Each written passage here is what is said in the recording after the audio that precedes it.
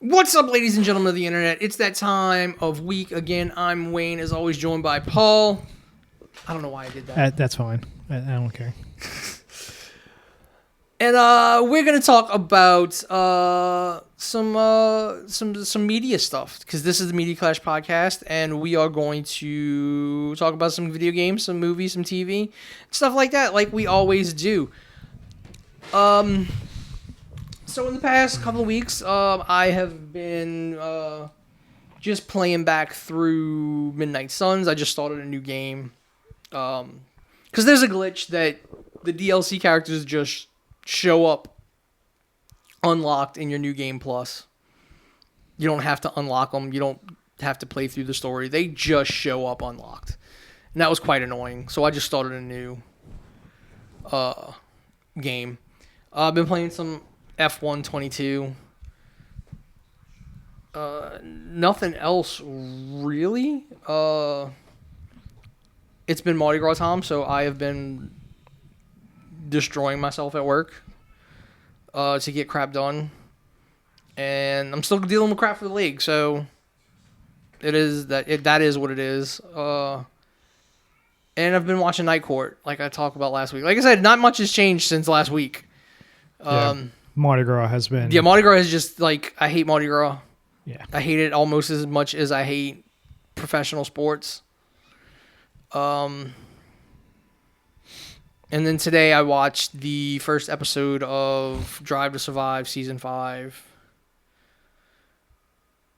on Netflix. It's the behind the scenes for F1. Yeah. And then the F1 season starts next weekend. So it'll give me something to do while I'm at work. No, I'll be able to watch it during the day on the weekend. And I'll be able to watch practice and stuff at work. Because, like, the first couple of races are, like, in the Middle East. So it's, like, middle of the night, our time.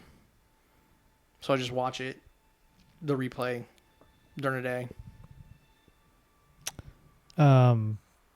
Like you, because of Mardi Gras. Had no time to do anything because of work. Yeah, no, it sucks being in industries that explode during Mardi Gras time. Working at a restaurant in the city during Mardi Gras sucks, but I mean, I literally had people wanting us to go downtown on Mardi Gras Day to bring them crap. I'm like, are you out of your mind to think that I'm going to get any delivery vehicle to you on Mardi Gras, even on Lundi Gras? Like, no. There was a Sunday, there was a real bad accident apparently on the interstate, and like traffic was like a parking lot because I don't like going to the oh no, wait, was that an accident or was it a shooting? I think it might have been a shooting Sunday. The Bacchus? No, on the interstate. I know there was there was a shooting on the interstate. Yeah, I think there's been a couple lately. Oh, yeah, motherfuckers just shoot at each other on I-10. So, like getting home was easy because where I'm at, I could just jump on the interstate, head to Metairie, jump on the 610 split, and take the 610 to Franklin, and boom, I'm home. I do remember, like, back in the day, when I had my vet originally when I was in my early 20s, the best day to go driving on the interstate was Mardi Gras Day. Because it was empty. Yeah. You could fly and not see another, like, you would not see another car. There's no cops around because they're on the fucking Metairie parade route or the Orleans parade routes. And especially now with state troopers backing up NOPD, like, nothing. The one thing I miss about working on Bourbon Street during Mardi Gras is sitting on the balcony before work and watching the Angola prison guards clean, like, just wreck motherfuckers just for looking at them stupid. That was always the funniest thing. I'm sure they don't even allow them to do that anymore. Nope, probably not.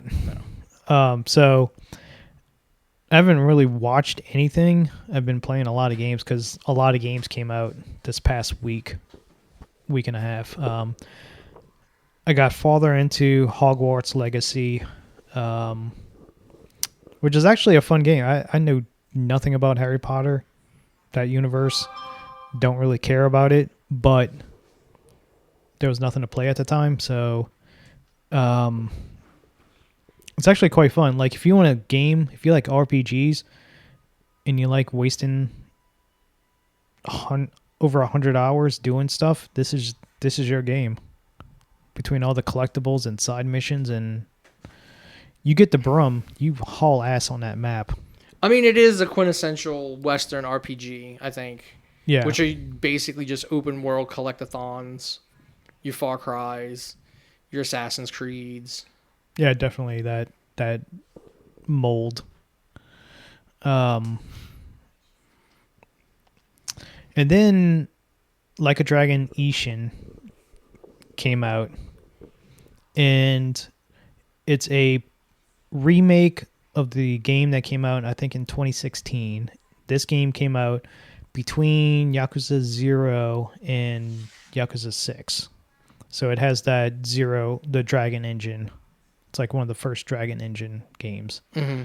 And so it takes place in feudal Japan, 1868, I think it was, right before like the big revolution, right before, from what I've heard, when American ships pulled up to Japan and started shooting cannons at the dock saying, hey, if you don't let us in, we're going to force ourselves in.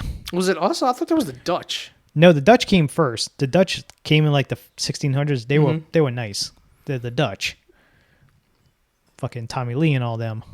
That's what the babies are. We found out what kind of chickens they were. They're Dutch bantams. They're getting no bigger than that.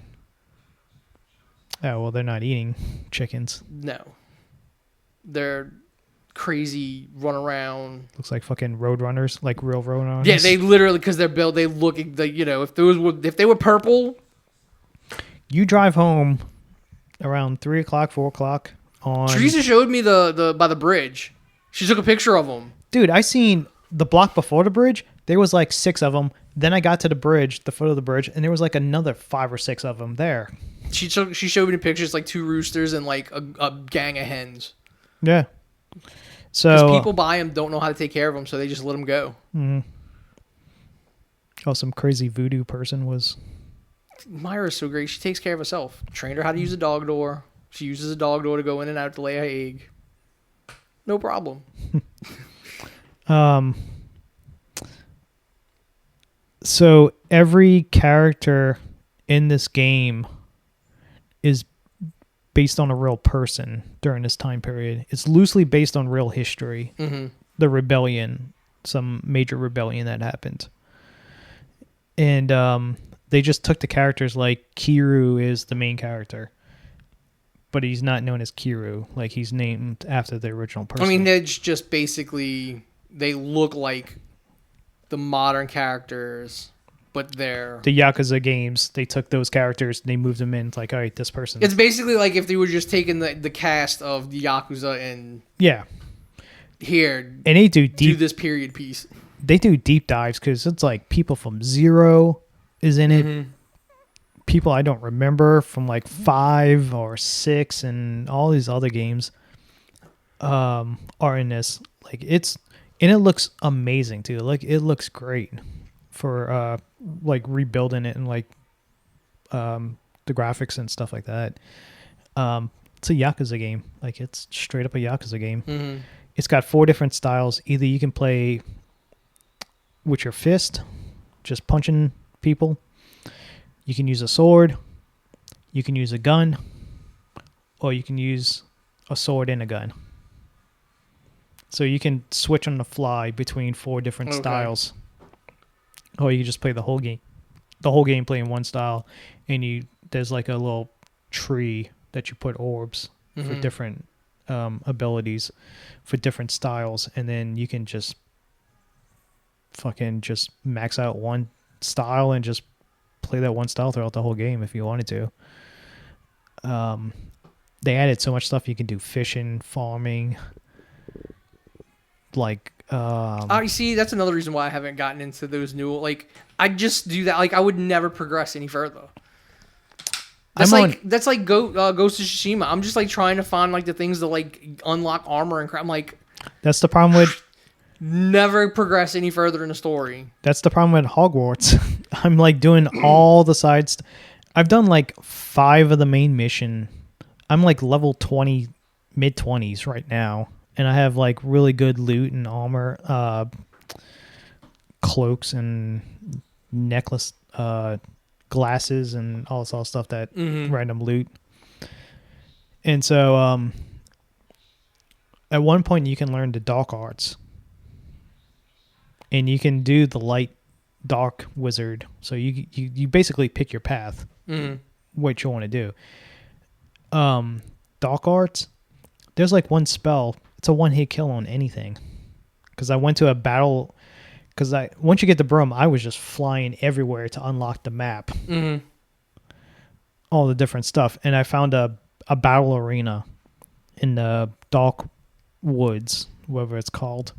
And it had an arena in there. So I did the arena. And it took away all my... because there's 4 spells you can use. You can change in and out. And every arena randomly gives you 4 spells, and this was the dark arts spells. So I'm like, all right. So I hit somebody with the skull one, kill this giant troll in one hit, and I'm like, oh, this is fun. There's one you can control their mind, and they'll fight with you against enemies and stuff like that, and then they'll kill themselves. Shit like that, and it makes us like, ooh, I really want to be a fucking dark arts person because of how powerful you can be by doing this.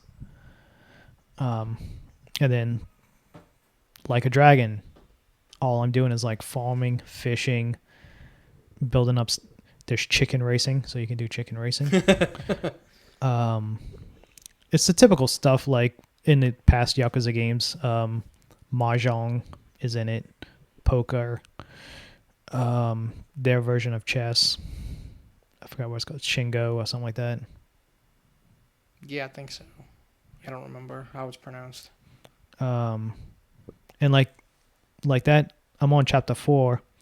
I've already put I don't know how many hours, 12 hours, 13 hours, doing nothing, doing all the side stuff, getting all the XP, building up my character way more overpowered than he should be by chapter 4. But it's really good. If you like the Yakuza games and like a dragon, it kind of gets you by until June. I think May or June is when Like a Dragon Ishin, Like a Dragon Gaiden comes out, which tells the story of what happened to Kiryu between 6 and Like a Dragon 7. And then 2 days later, Atomic Heart came out. It was on Game Pass. It's free for Xbox users. And it's basically what if BioShock was in Russia during the 1950s. Mainly BioShock Infinite. It's basically BioShock Infinite minus the racism, and you just put communism in Russian. And unlike BioShock Infinite, this game has bad writing and very bad voice acting. Like the line deliveries and stuff like that. And when you got to figure its first language isn't English. It's Russian. It's a Russian-made game. Yes. Main guy doesn't even have a Russian accent when he speaks English. What I'm saying. It's the translation and the English voice acting is what's off. So it's the most generic story. You live in this utopia, fucking communist wonderland where the robots never exist. Yeah, it takes place it's like the alternate history, 1950s of it more geared to the scientist made all these advances in technology, especially robots. So robots basically do everything for you, And it's going to get to that point where you don't have to do anything. The robots are going to do everything for you. You can just sit at home and do your work there, and the robots will take care of the rest. And of course, the robots rebel. Like somebody reprogram, like the major, the top scientist programmer supposedly is a traitor, quote unquote, which I'm sure is not the case once you get into this deeper into the story. And they start killing people. So you're like some special ops person who goes in, has to find this lead programmer guy and capture him, because he's the only guy who knows how to turn off the robots from killing people. The game looks fucking amazing. Like, this game looks beautiful playing.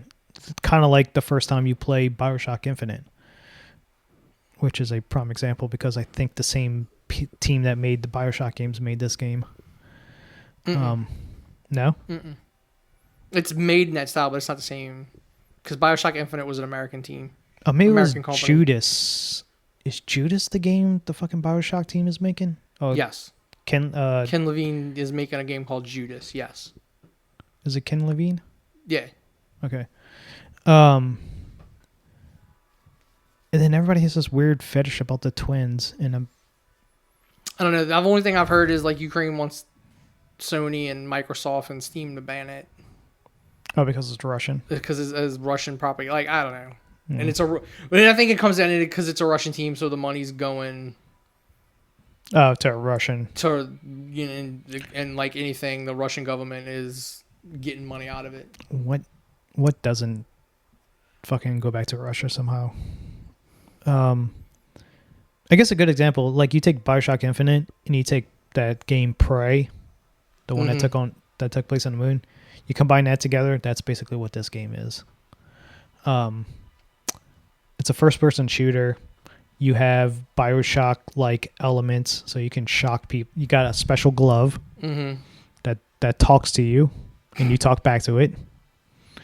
And it's like some newer, like 2.0 prototype, so that's why you like more advanced than everybody else gloves, and you can hack stuff. You got telekinesis.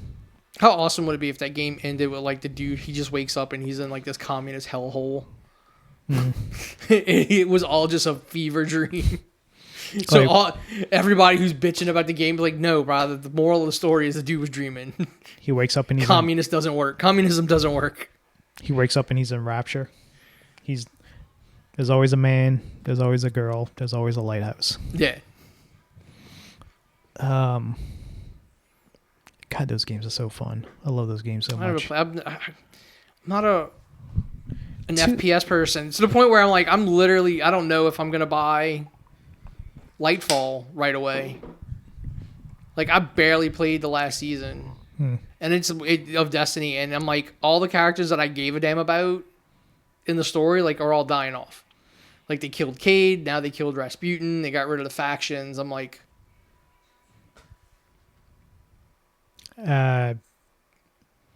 don't know nothing about fucking Destiny. dude, it's the new trailer looks pretty awesome though. The Traveler shoots some fucking beam out of it, because the last season ended with he takes off from the city and he's in outer space, and either Aramis is going to use all of Rasputin's satellites to like fucking annihilate him, and Rasputin like sacrifices himself to like delete himself, which then shuts down and destroys all the satellites.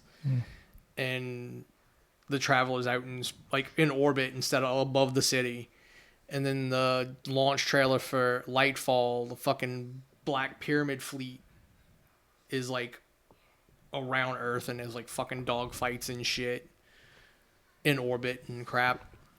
And at one point you just see like the fucking Travel, like a fucking Death Star fucking, or like it just whoosh, opens and like just a beam of fucking white light comes shooting out of it. So I mean, the story has always been good. It's just the gameplay is at this point is so tedious. Like that's what keeps me from playing. Like, I don't feel like doing the same shit over and over and over again to like get what essentially is window dressing. Like, I have my guns I use. I have my armor that I use. I don't, They do just need to end it and give us a Destiny 3 and change the fucking game up. Oh, they're gonna milk this like fucking Grand Theft Auto No, 6. I think no. I think after Lightfall we're gonna get a Destiny 3 because I'm assuming after Lightfall, like they're not gonna be on Earth anymore. So the game's gonna have to change. Sony did a state of play yesterday. Oh my god. Suicide Squad Kills the Justice League looks so horrible.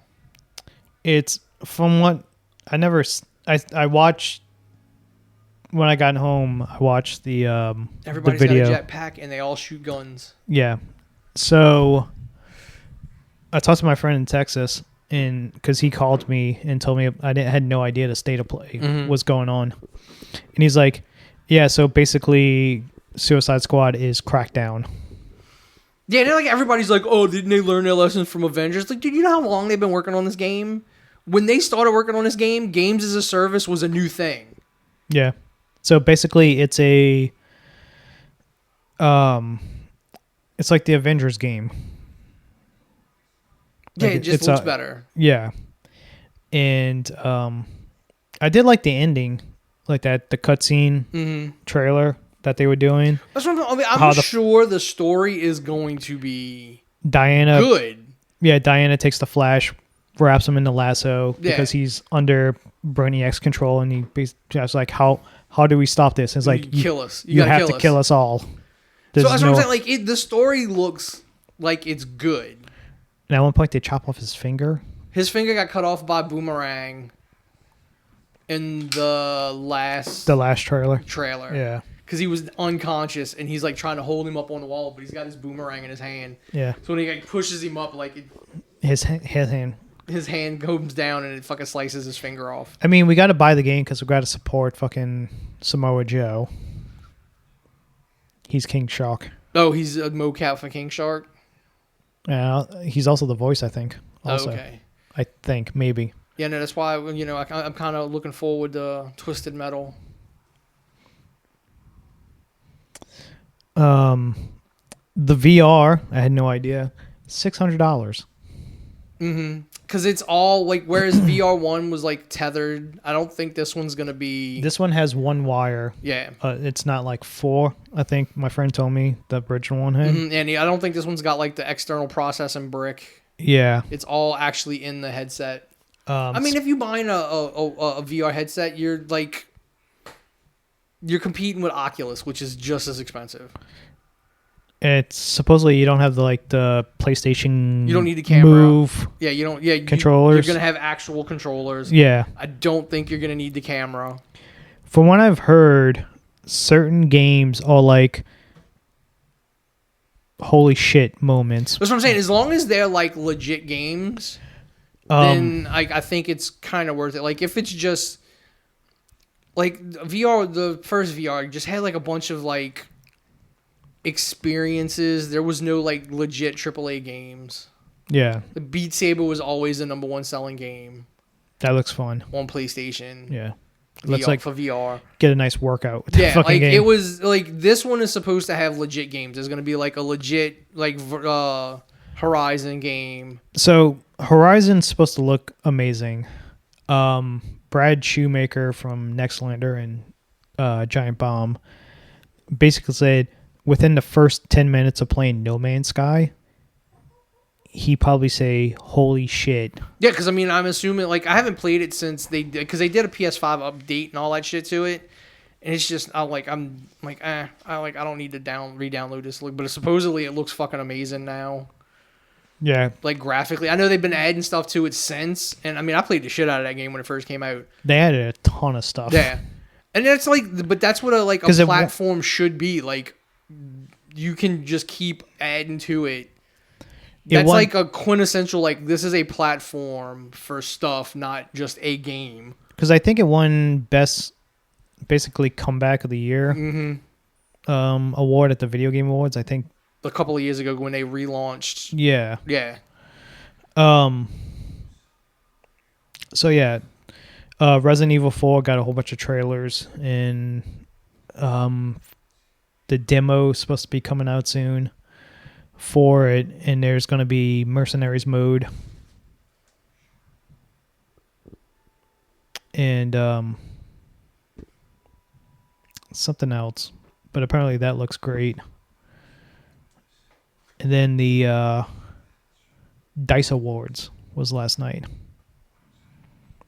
Elden Ring won Game of the Year.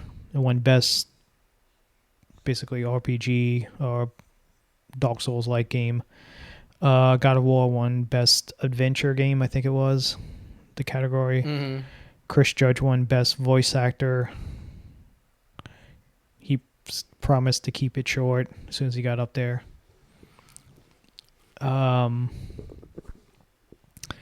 Vampire Survivor won Best Strategy Game, I think it was. Everybody loves that. Like, that game, like, fucking blew up. I don't know. I've never heard of it. I'd have to go look it up. It won a ton of awards at the Video Game Awards, too. But it is mainly, like, all I seen was, like, Elden Ring and... I mean, Elden Ring, for, like, I barely got into it, but it is really good. Like, if I had the patience, Yeah.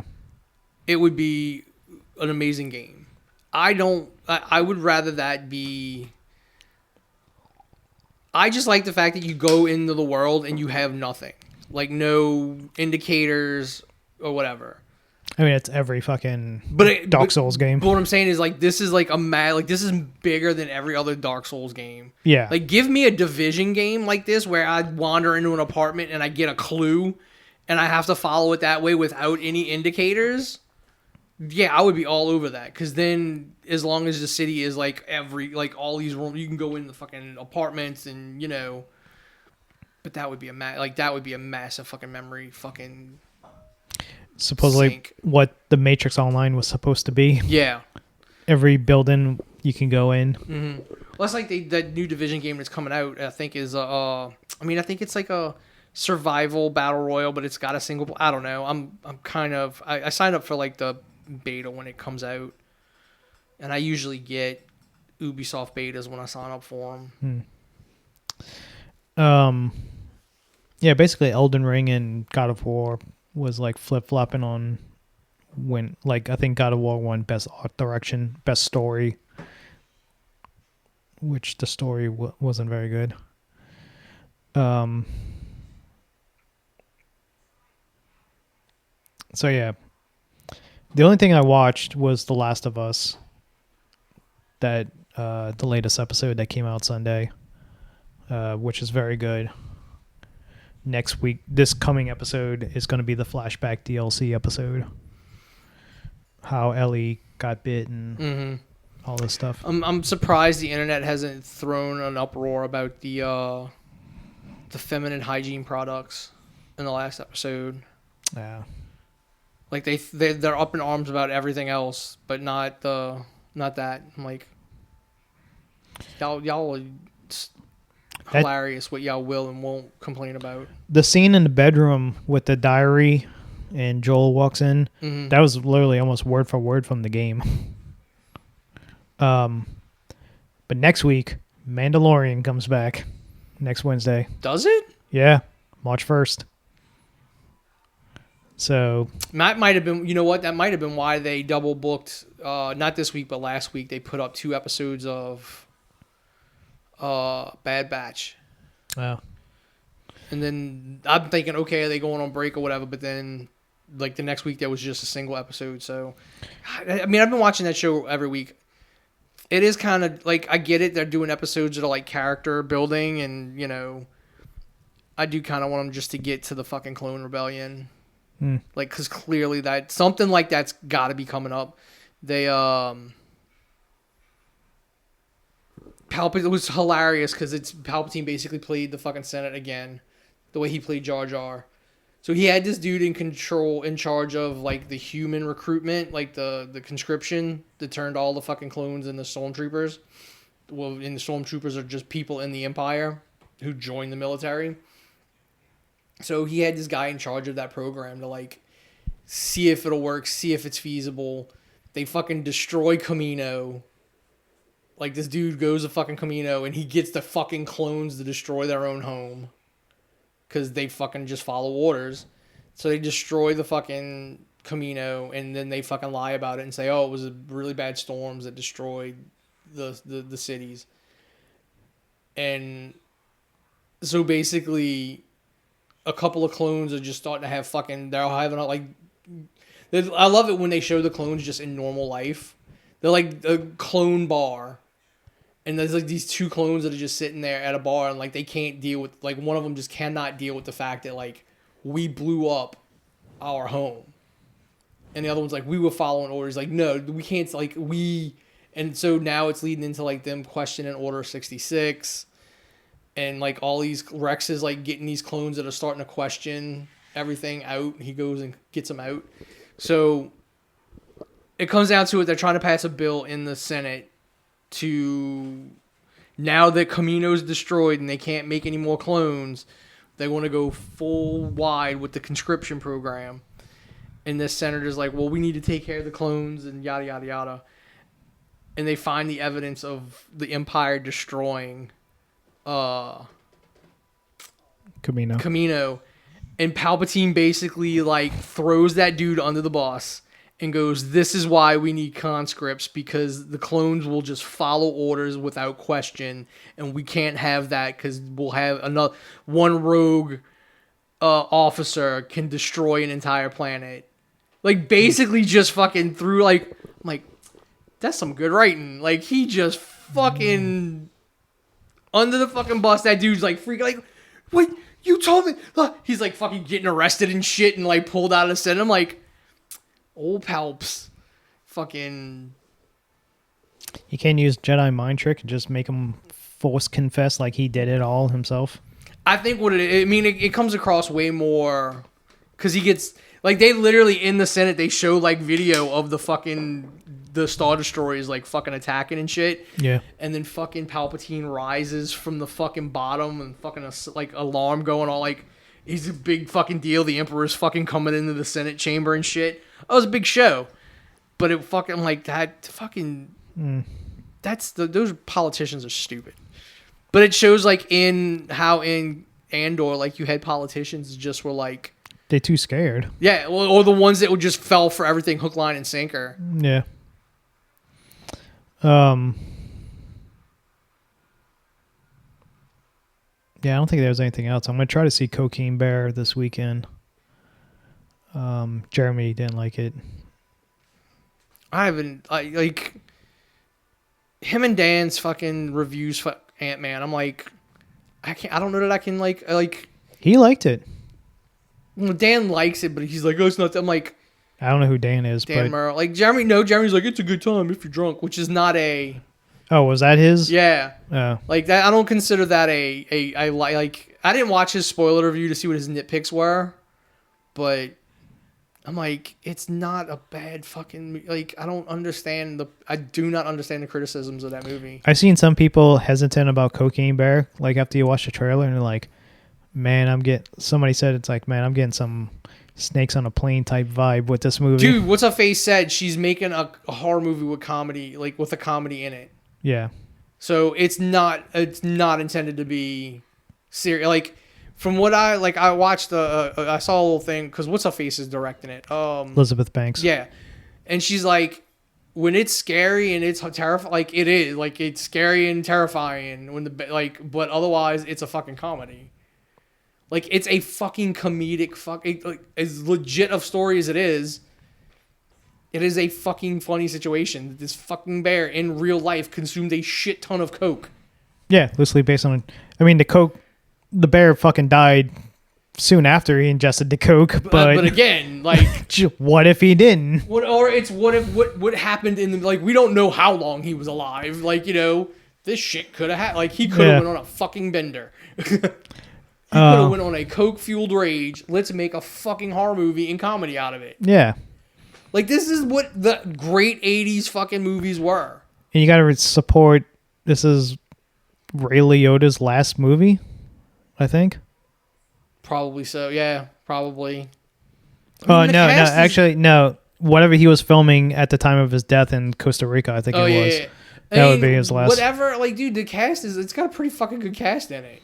O'Shea Jackson's in it. The guy from the Wire and Tremaine and all that. That's from here. Oh god, he's great in everything. Like, I love him in fucking Wendell, Jack Ryan. Wendell Pierce. Pierce, yeah. Dude, I love him in Jack Ryan. He He is great in Jack Ryan. is it Kerry Russell's in it as the mom with Dude, the there's all lost kind of kids. people. This is a dude I saw. Like, I haven't his fucking Instagram videos and shit haven't showed up in my feed in a while. But he would do videos on like workplaces, like, why are you doing this? And he'd get all serious, like, well then fucking leave. Like, what you want to tell a motherfucker that's complaining? He's in it. Like, it's got a really good cast, and it's probably gonna be, again, all the great movies of the 80s that we look back on fondly are kind of bad. Like, so don't tell me, like, this is one of those movies, like, people will then shit on it and then complain there's nothing original and they don't make movies like they used to. Like, though, this is literally a movie like they used to.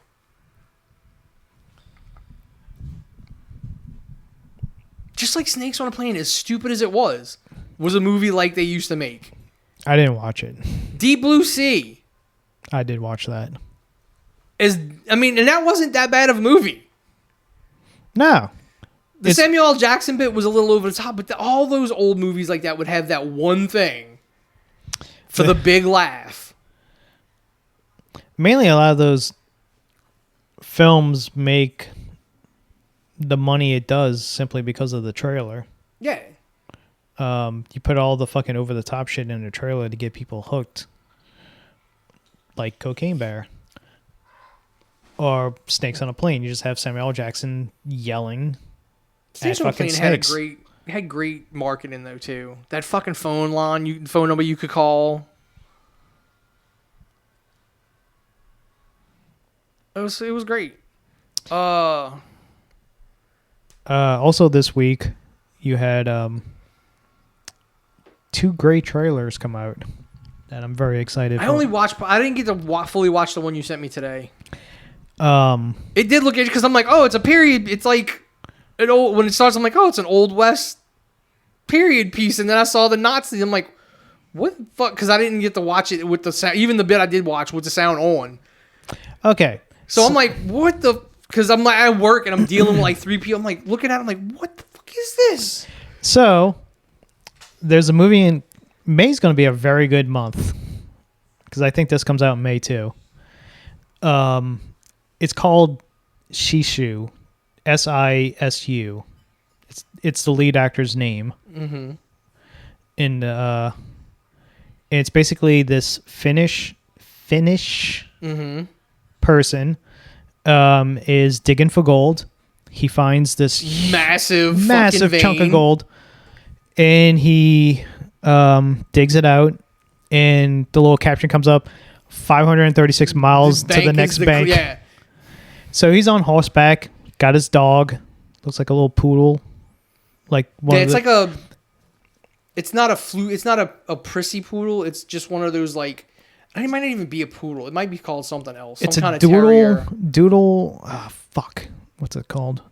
Labradoodle? Labradoodle? No. I mean, it's got like the tight curl, but it's not one you would shave. So okay, I'm guessing it's a Finnish, whatever Finnish, like something from Finland. So anyway, so the guy's going down, and then you don't know it's a 1944 fucking time.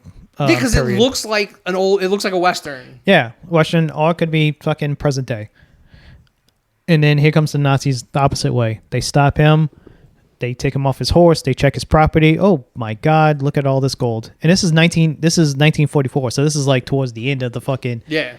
We're on. Yeah, because the troops look like fucking haggard as hell. Oh yeah. And so they're like, holy shit, we found all this gold. We're gonna keep it. And we're going to just murder this dude and be on our way. Nope.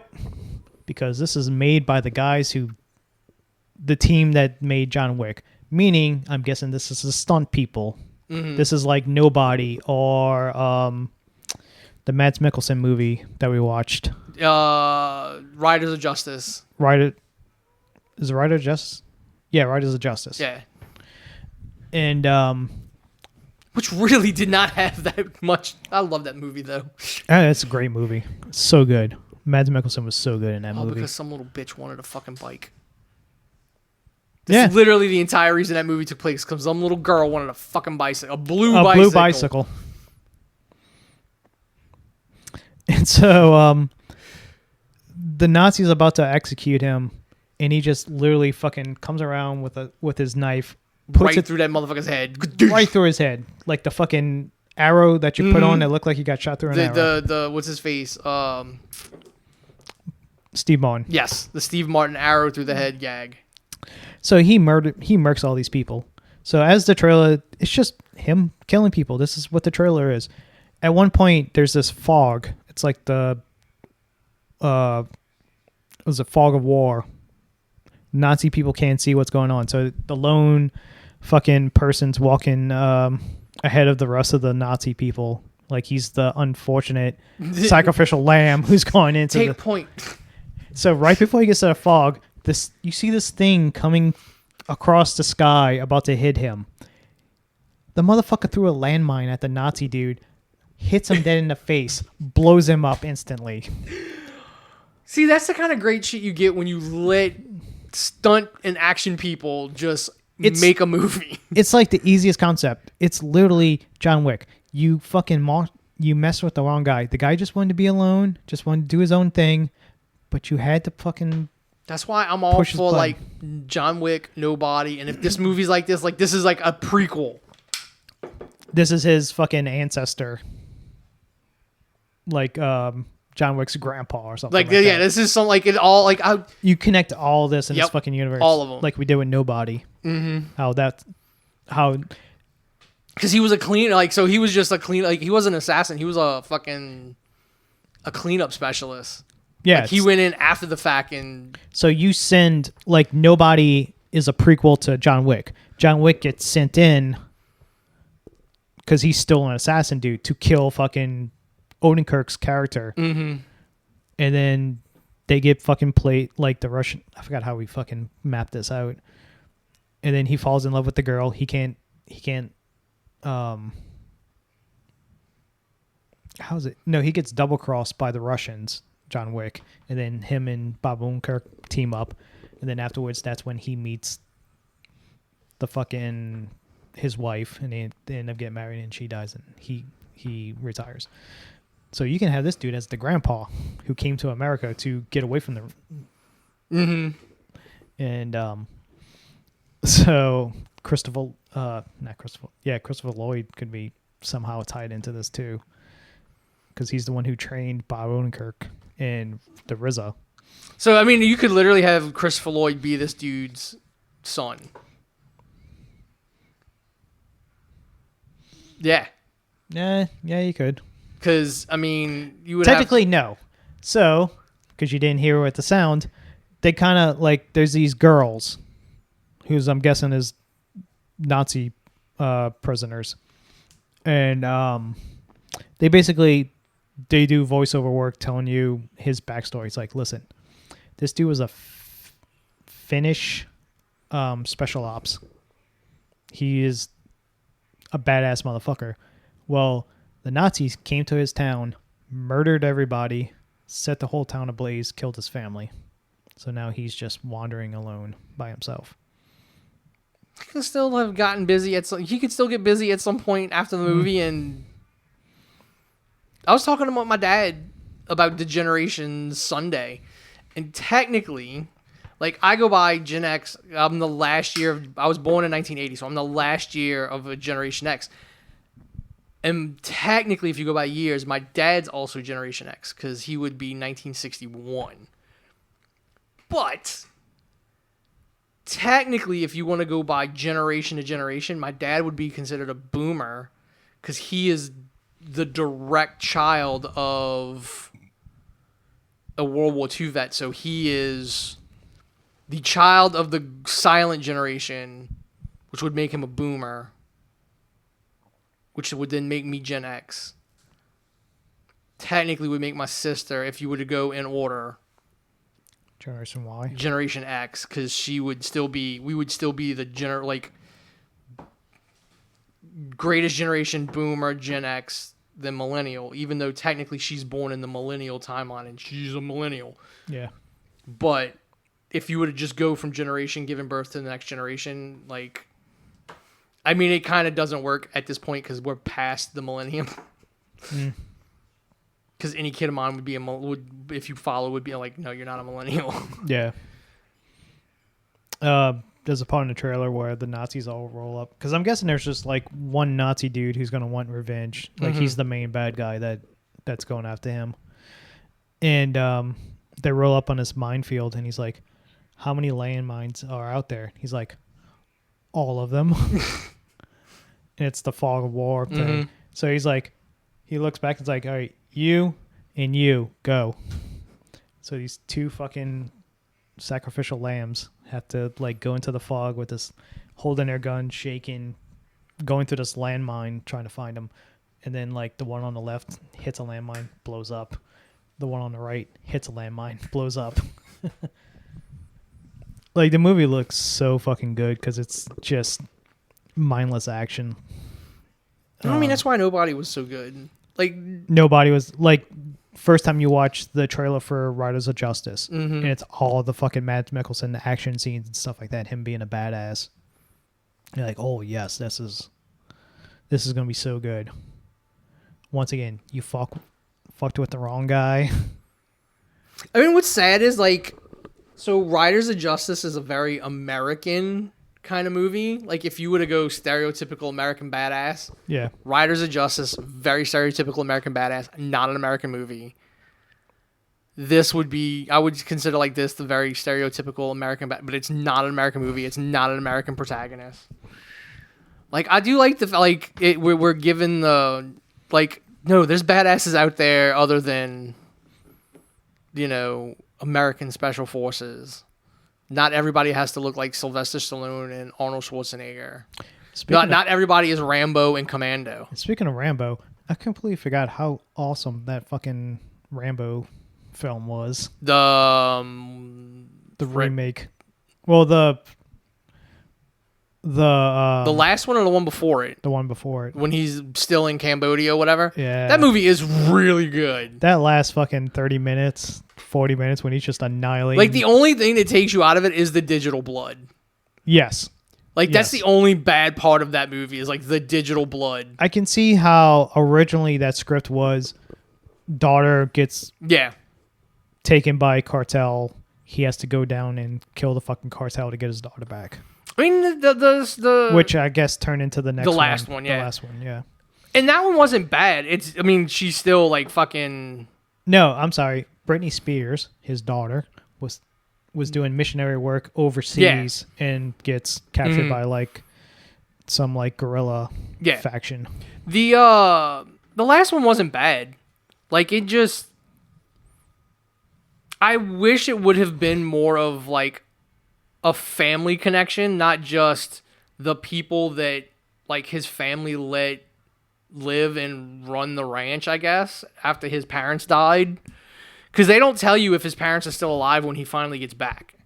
Which I would assume they're not. Which is why these other people are there. But they're buried on the property. Yeah. So, after watching that trailer, I can kind of guess how this might end.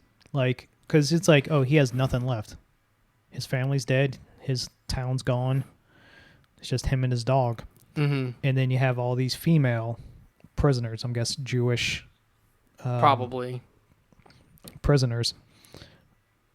And he has all this gold. So I'm guessing it's literally he's just going to murder all these people and he's going to just sacrifice himself to take out these, like the big last bad Nazi person and then leave all the gold and the dog to the girls and then the girls will lead on with the resistance under his name and stuff like that. It would be hilarious if he just did so, like, they can't legally connect all these, but like somehow they write it to where like somehow you could attach him to Yeah.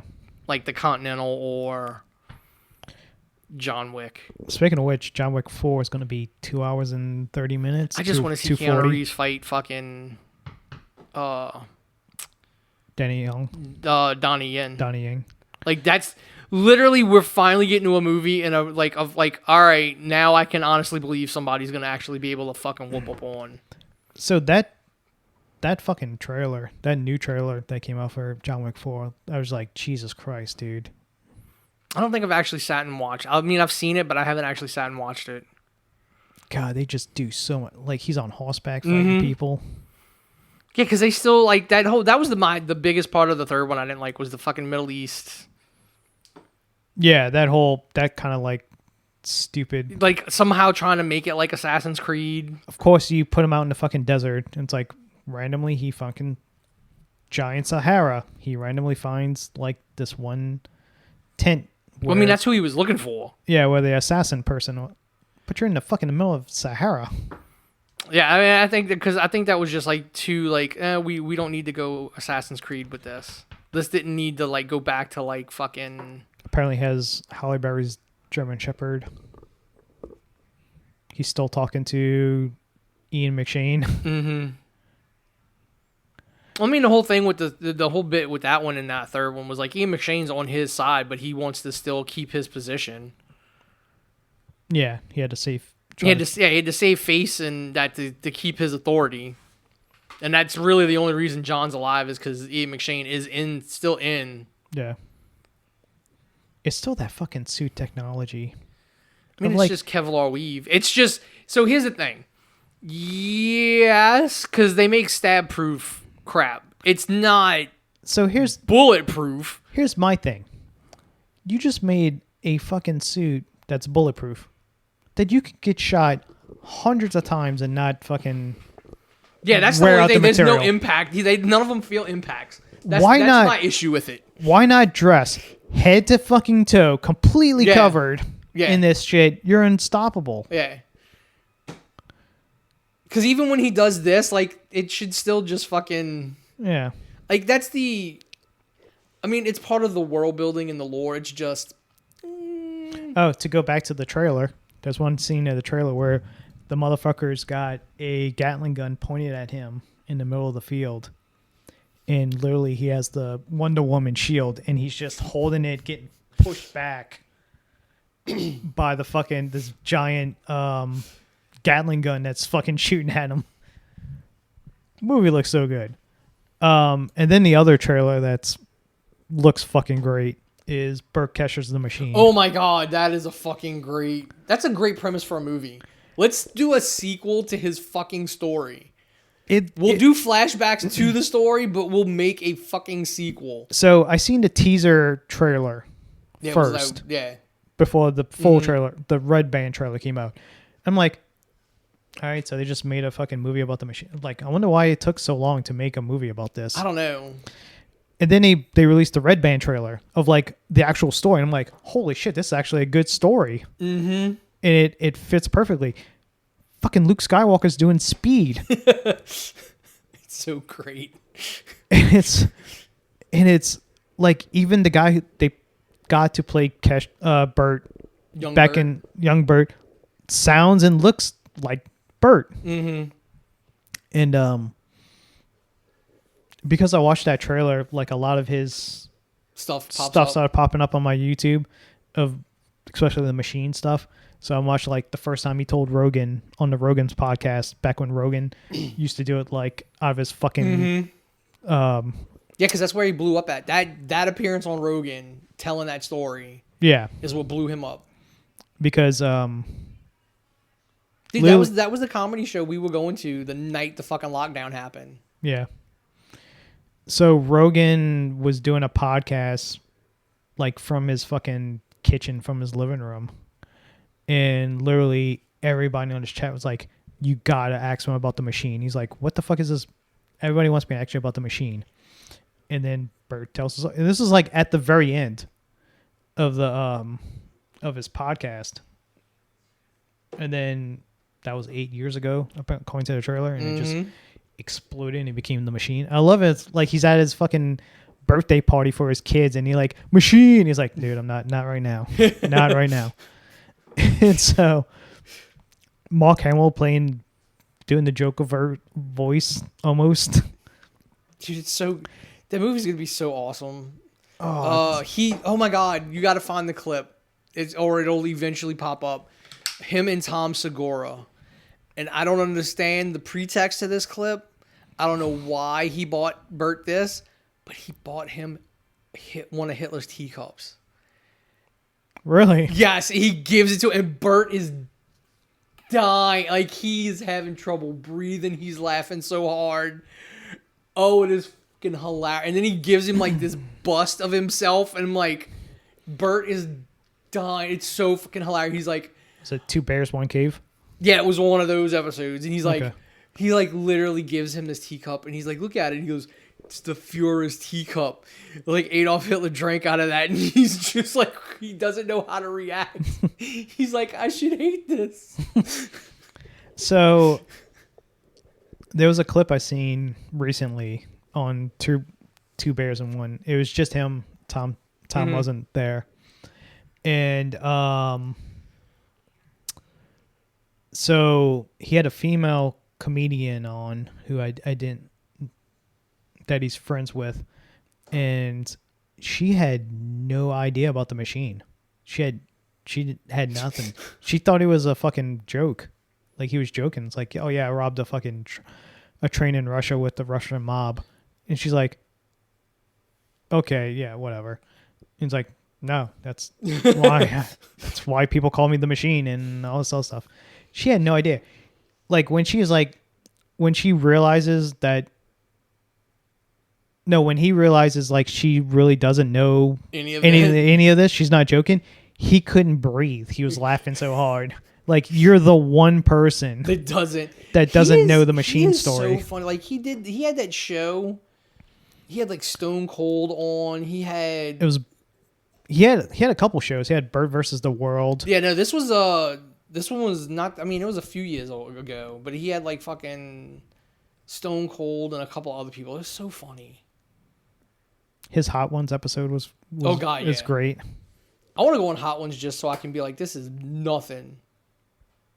Because there's some people who just like fucking lose their shit. LL Cool J, I think, is this week because that randomly popped up on my it's just YouTube like today. the people who lose their shit on there. I'm like, dude, I think Anthony Mackie was on there, and I'm like, he started to lose. I'm like, bruh. You can buy those sauces. Yeah, I know. Like, you could. There's a home game version of apparently you can get like little sample things. I don't know how good the questions are going to be, but I was just like, we would watch, depending on who it was, we would watch it all every week, and it's just like. I remember watching Bert Kesher's Netflix stand-up that he did a couple years back. Dude, he's got like 3 of them. He's got a new one coming out. I think it's in 2 weeks.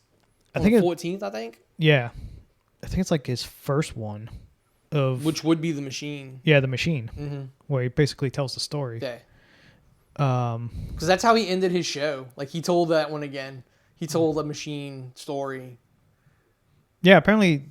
Just like Fluffy ends with the cop and donut joke. I don't listen to Gabriel. He's quite hilarious too. I'm kind of upset that they canceled his Netflix show. And his fucking massive VW bus collection. Like, yeah, he collects fucking Volkswagen the buses. Dude, some of those things are worth millions of dollars. And somebody asked him, they are. I don't know, some YouTube like car guy on YouTube, I guess, got a tour of his collection, and he goes, how many do you have? And he goes, my accountant says too many. That's like, I've been watching, you would think you would have like a huge fucking WWE like wrestling he does have a lot of memorabilia, like that kind of like wrestling stuff, but his passion is like fucking Volkswagen buses for some reason. He has a Ric Flair robe, I think. Yeah. Which at one time it wasn't for like $25,000 you can buy one from him. Yeah, they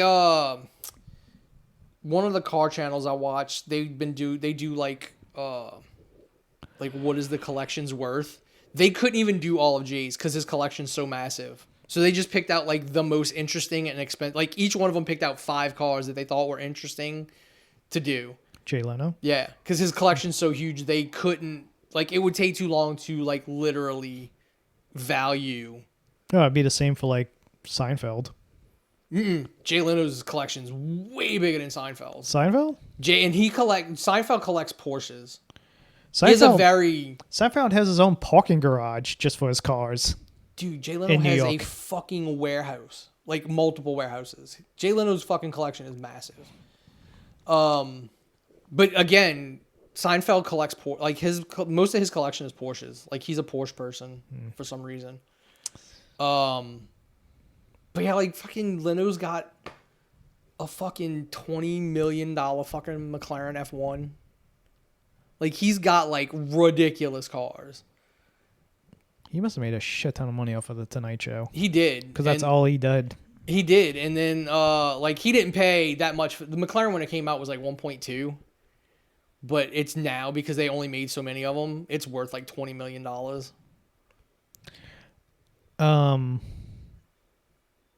Speaking of Seinfeld, I wish fucking Comedian Getting Coffee would come back. Because that was always a good show to watch. They did, Leno did the drag race between when Biden was vice president and Colin Powell. And Colin Powell's 2014 Corvette and Biden's 67 Stingray, I think it is. And then he did another episode where President Biden drag raced Colin Powell's son in the same 2 cars. And they just auctioned off Colin Powell's car for his charity. Did he pass away? Mm-hmm. Okay. His son auctioned off his 2014 Stingray. I think it went for like $400,000. Like those charity cars, basically, I mean, it's a used car, but yeah. So I don't know how they would do because it all goes to charity. I know when they do like the production cars for charity, like they usually do like the first VIN, like so like the first C8 Corvette went for charity. This new gen Mustang went for charity. You basically pay the MSRP and then the rest of it is written off as like a charitable donation. Yeah. So you get the paperwork that says you bought this car for this amount of money and donated this amount of money to charity. So yeah, his Colin Powell's Corvette went for like $400,000. Peyton Manning had a show on ESPN Plus. He did a couple seasons of. It's basically the history of football, like way back, like in the 30s and 40s, 20s, and stuff like that. And he has like sports people and actors and comedians come on, and basically it's like this person's from Green Bay, so it's a Green Bay Packers episode where you just give a history of that. Jay Leno was on, and they took out one of his old like 1940s fucking model whatever. Dude, he's got some weird shit that like you can't really. He has a steam powered race car from like the 20s or 30s. Like it literally the car it has like a steam engine like a fucking train. It's like 20 some odd feet long. It's massive. It runs on steam. He's gotta have like prototypes and shit like that. That's like shit that you don't see. Like he's got like his collection is massive. Like, the only people who I could figure who have collections just as big as him is like the Lingenfelter collection. And how, like, a lot of these cars back, like they got these cars when they weren't like, so you have like a car comes out and then it depreciates and they'll buy them like they're just in tune with the market, like buy them at the bottom. Yeah. And then they go up. Before the fucking lockdown, when the used car market went nuts, I could have got a car like mine, but the ZR1, like the fucking high end, like they have yet to make a Corvette with as much horsepower as this came out with, and they were selling for like $45,000 used. They were like $80,000 cars, brand new, and they were selling for like 45. Like, if that was still the case when I bought that one, I would have been like, you know what? I'm going to stretch, Yeah. the monthly note, and I'm going to buy the high-end because the fucking 2030, like the ZR1s, like mine, fucking sell for 6 figures. And Yeah. they're worth 6 figures because they've got like 800 horsepower with just a supercharger on that bitch. Yesterday I had to go to American Seafood to pick up a delivery, and in the parking lot there was a 65 Mustang blue convertible, and I'm like staring at this car, and I'm like, because that was, as a kid, that was my dream car. My dad had one. I had to fucking convert to fucking flashes and shit on it because it didn't come with fucking turn signal. You watch any movies from like the 80s and 90s and stuff like that, there's a good chance the lead person or somebody Somebody in it would have like would have a like fucking 65 Mustang. Mm-hmm. They made a shit so Teresa's mom bought me, because I lost my Corvette encyclopedia, so she bought me, like, it's not exactly a full-blown encyclopedia, but it's like a history of, and they've only made, as of the beginning of the 8th generation, so up until 2019, they've only made 1.7 million Corvettes. That's it? Yeah. Mustang made that within like 10 years, I think, if I remember right. Like, they were cranking out Mustangs. Because I remember as a kid. Yeah, I think there was only like 13,000 total made in 2013, the year I'm on, 2013. I think there was only like 13,000 made that year. Jesus. When I was like 16 or 17, like looking into getting to my first vehicle and stuff like that, I would always get the News on Wheels and go to like the antique section in the back, and they always had fucking Mustangs, convertible Mustangs in there for like $5,000. Oh yeah, because I mean they made a shit ton of those. Yeah, My dad had a blue, like a light blue, like 65. This dude had a dark blue. Passenger side mirror was broken. The windshield, one was a replaced newer windshield, the windshield wiper. The other windshield wiper looks like it's an original. Mm-hmm. The interior is like the black leather, kind of beat up.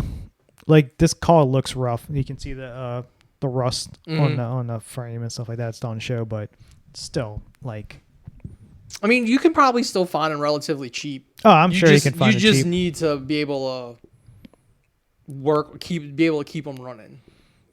Like, that's where you run into, like, you're gonna have to work on them. Like, I'm not a car guy. I give two shits about cars, but my two fantasy cars is the 65 Mustang convertible or 64 and a half Mustang convertible, or the 52 Vet. Is it 52 Vet? Oh, the original? Yeah. The 53. 53. Mm-hmm. The little short 6-cylinder, two-seater. white and with red. All of them were white. 300 of them made. I think there's less than 100 left in the world, and they all white with red interiors with a straight 6. They're not red? Mm-mm. Am I thinking of the wrong car? No, just the two little single headlights. It almost looks like a smaller version of Thunderbird. Yeah, they got like a little side. No, you're looking at the older one then. Okay. Like, the original 53 looks like a little. It's just got. You remember Cool Intentions? At the end, Ryan Phillippe dies, leaves her his car, and I think that his car was that. Like, she's no. She's in like a. It's a first generation Corvette, but it's like a older one. It's like a newer one. Because the first one is literally like a single headlight, white, and they were all white with red interiors.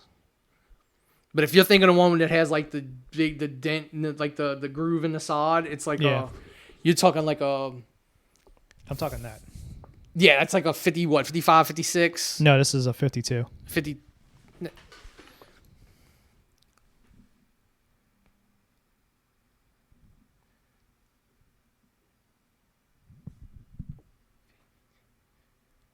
that can't be right. I just punched in 52, and that pulled up.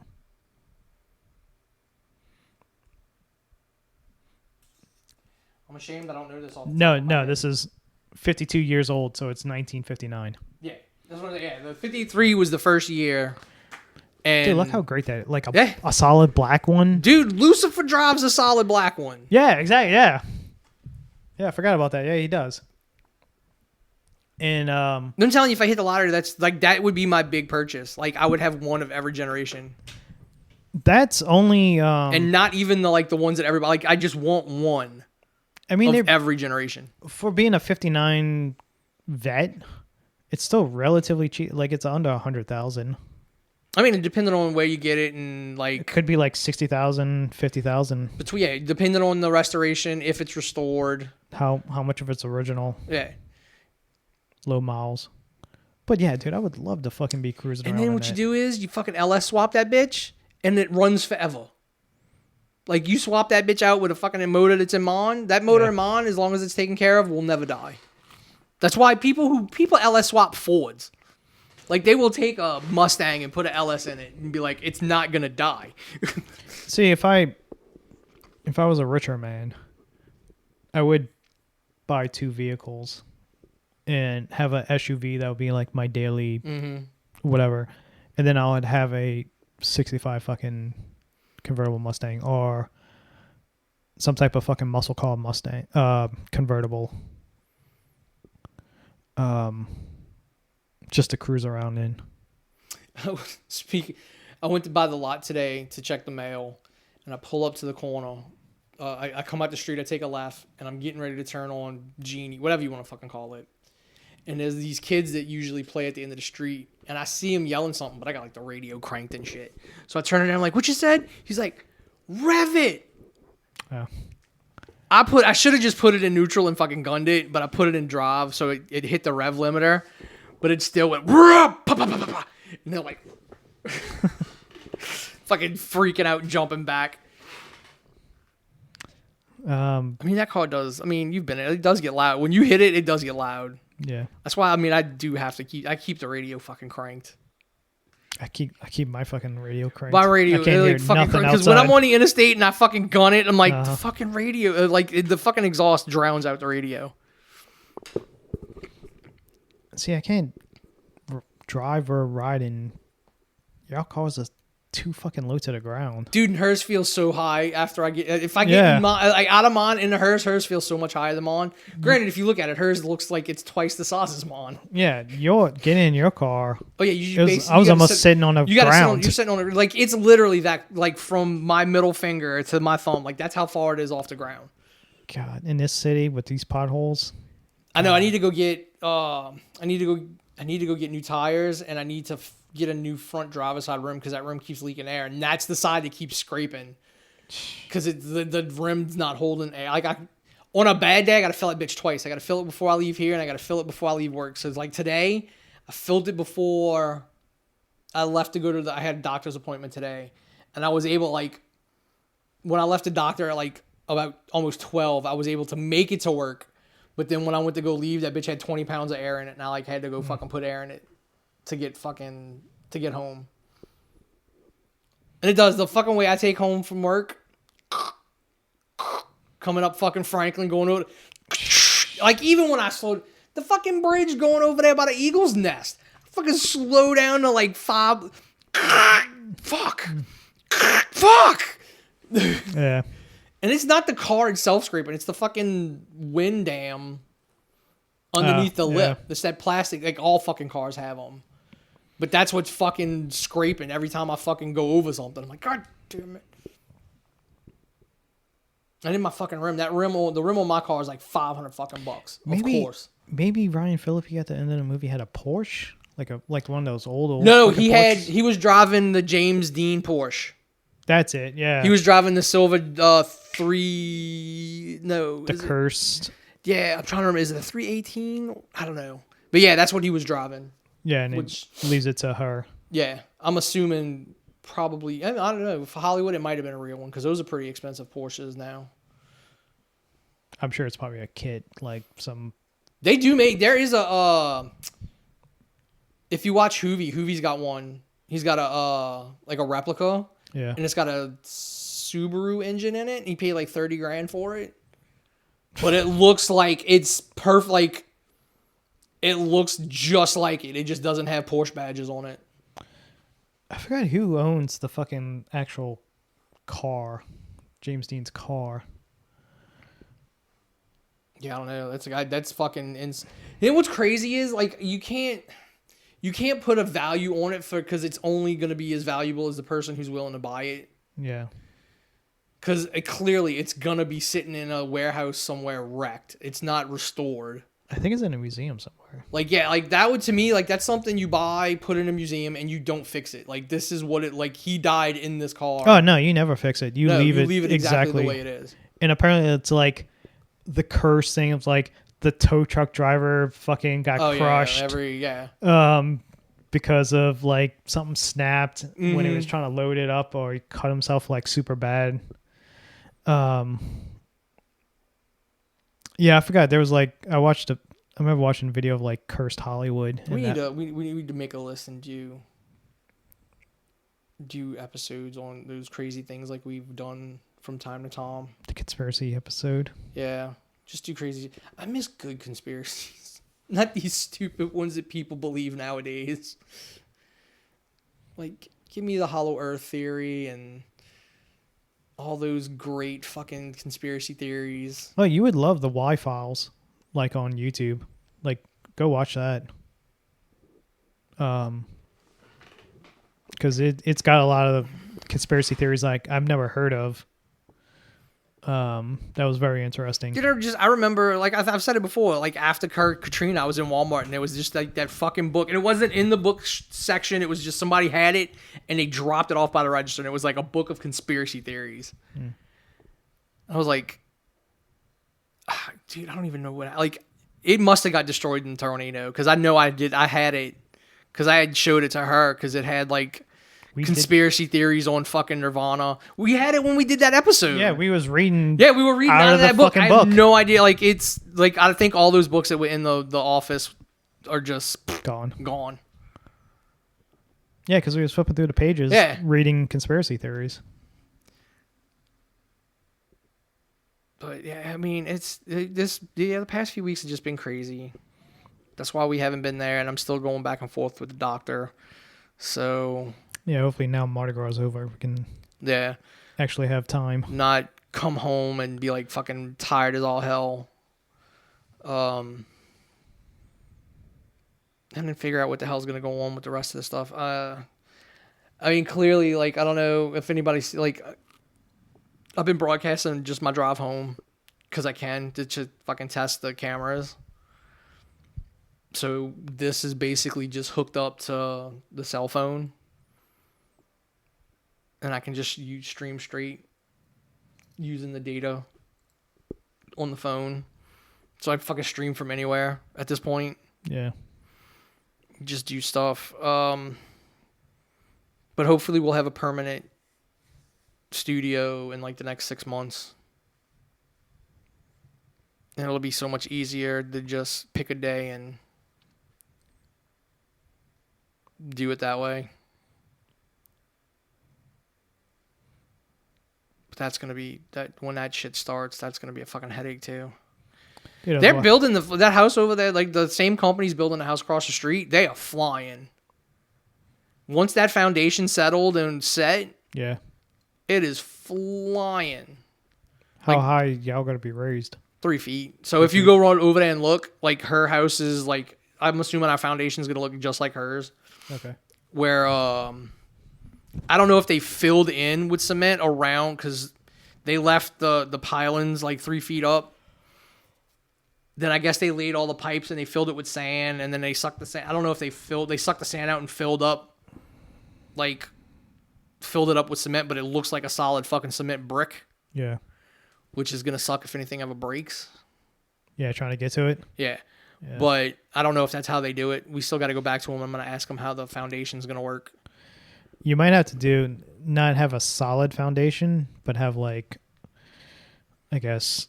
Well, no, because I asked them if they were going to leave, like, leave it open. Well, no, that's what I was gonna ask him, if they could leave on, like, because we're gonna have a porch on the back. If they could leave that part open so like the cats or the chickens can run underneath there if they need to, like we did at the other house. The animals could go underneath the house if they got out. And they said no, it's gonna be closed in. So I'm thinking it's gonna be a fucking solid hunk of concrete. Okay. Which is gonna kind of like, again, is gonna suck if the pipes are all cemented into the fucking. But they flying so fast I couldn't stop and go over there and look. They like the roof is done over there. Like the whole outer, it's all the underframe, like the frame's done. The fucking outer walls of like the plywood and shit with the insulation wrap are done. The fucking roof is up.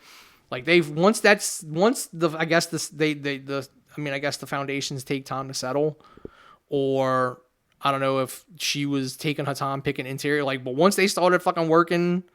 Like, it's been, they've gotten a lot of that shit up within the last 2 weeks. Like, that house has come together. So I'm hoping ours, once they actually start, once that foundation's done and they start building up, and then we'll have a second floor fucking studio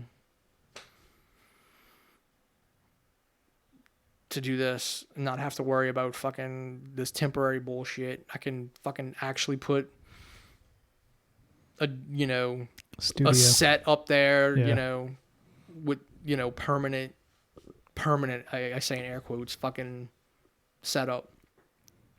I want to do my own YouTube channel where I just go play slot machines like I watch. Dude, people get like hundreds of thousands of views per video. You just need, I mean, it's shit that people play in the background. You get to the point where you get enough people, and then you could just gamble whatever money you make off of YouTube. Mm-hmm. That's your gambling money. Just find something that,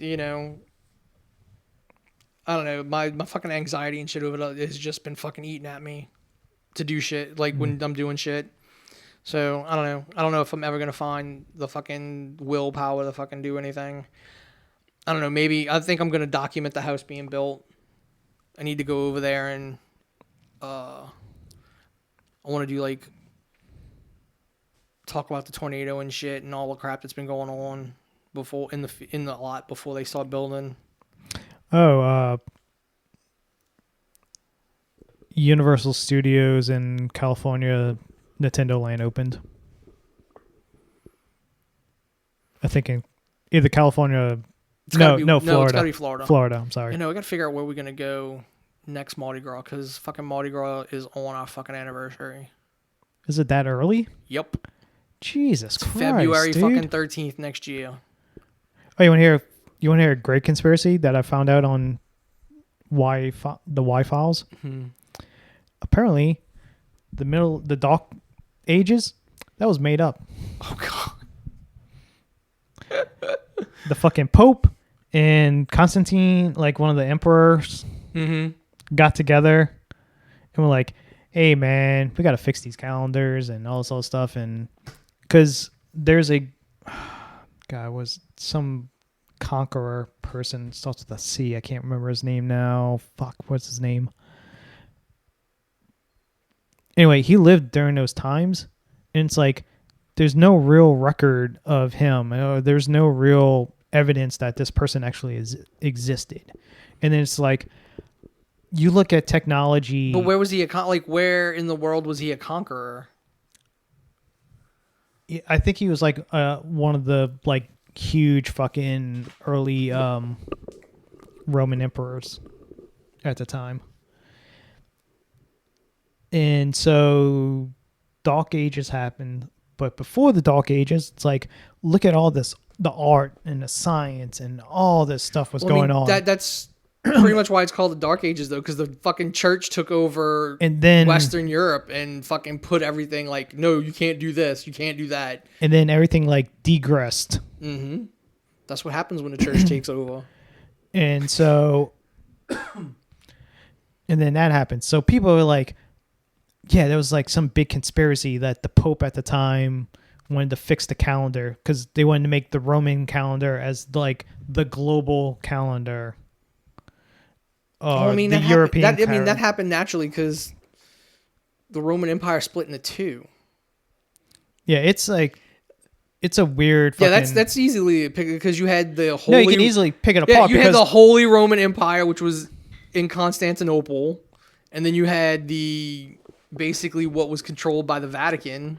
Pope Otto, I think. Yeah, like I think it was you the had, Pope at the time. You had the Roman Empire that was still controlled by the Vatican and the Pope, and then you had the Holy Roman Empire because they split. Yeah. Because I've seen videos like who can claim who can claim lineage of the Roman Empire. So Because if you go by the Holy Roman Empire, then technically the Emperor of Rome is some Russian dude. the conspiracy theory is like literally you take it's 2023 right now. Mm-hmm. If this all is true, you subtract 300 years because 300 years didn't existed.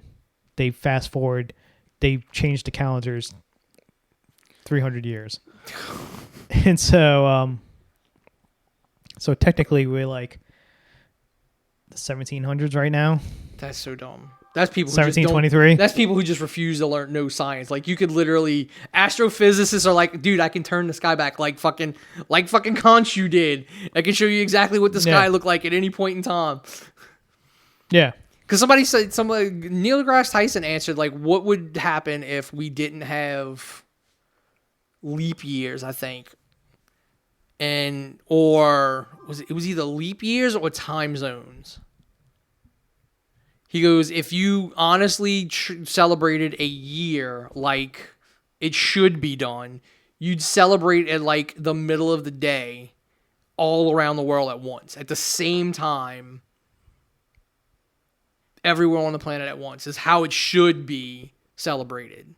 Not in the time zones. Oh, it's midnight here. It's 11 o'clock there. It's like, that is a man-made construct to keep the calendar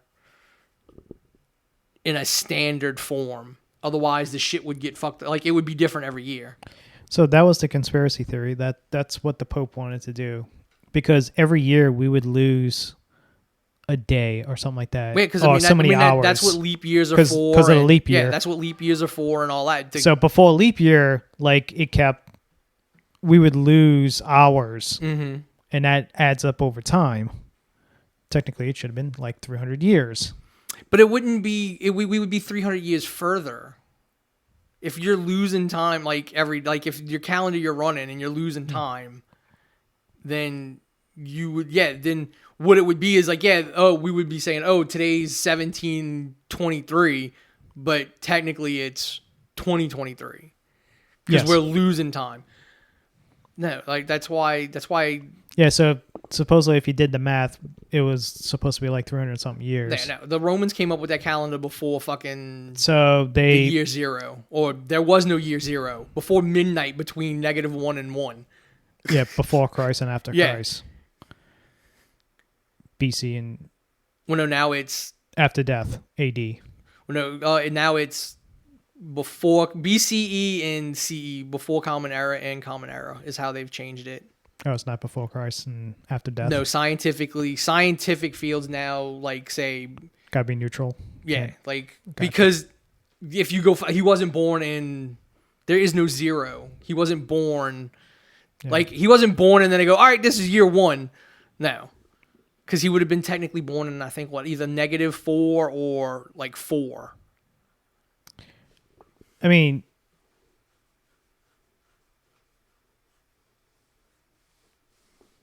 When the church was the authority over everything, yes, everything revolved around Jesus and the church. Now it's like, no, we're not. That's fictional. We're gonna do it the way we should, like the right way. Because it's funny, because like you've seen those tweets of like scientists, the scientific facts of the day or something like that. It's like Cleopatra lived closer to our time than she did to the pyramids. Yes, because the pyramids are that old. Yeah. And it's a lot of those stupid facts of like this person making you sound smarter than it makes the channel sound smarter than they actually are. But you would love the Y Files. Like you should watch that because it's like time travel. Like this dude in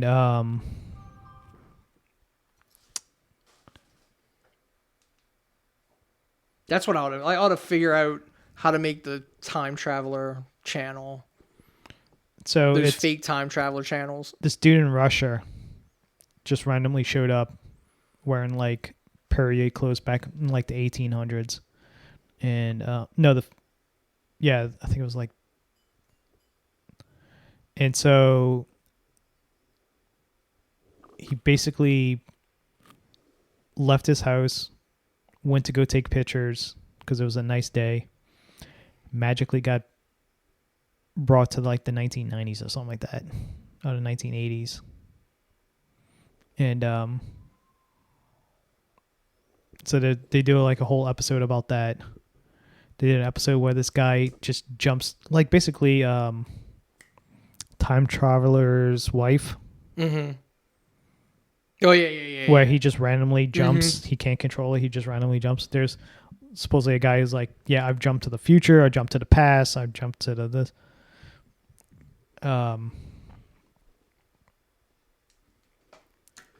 Yeah, a lot of interesting stuff like UFO stuff.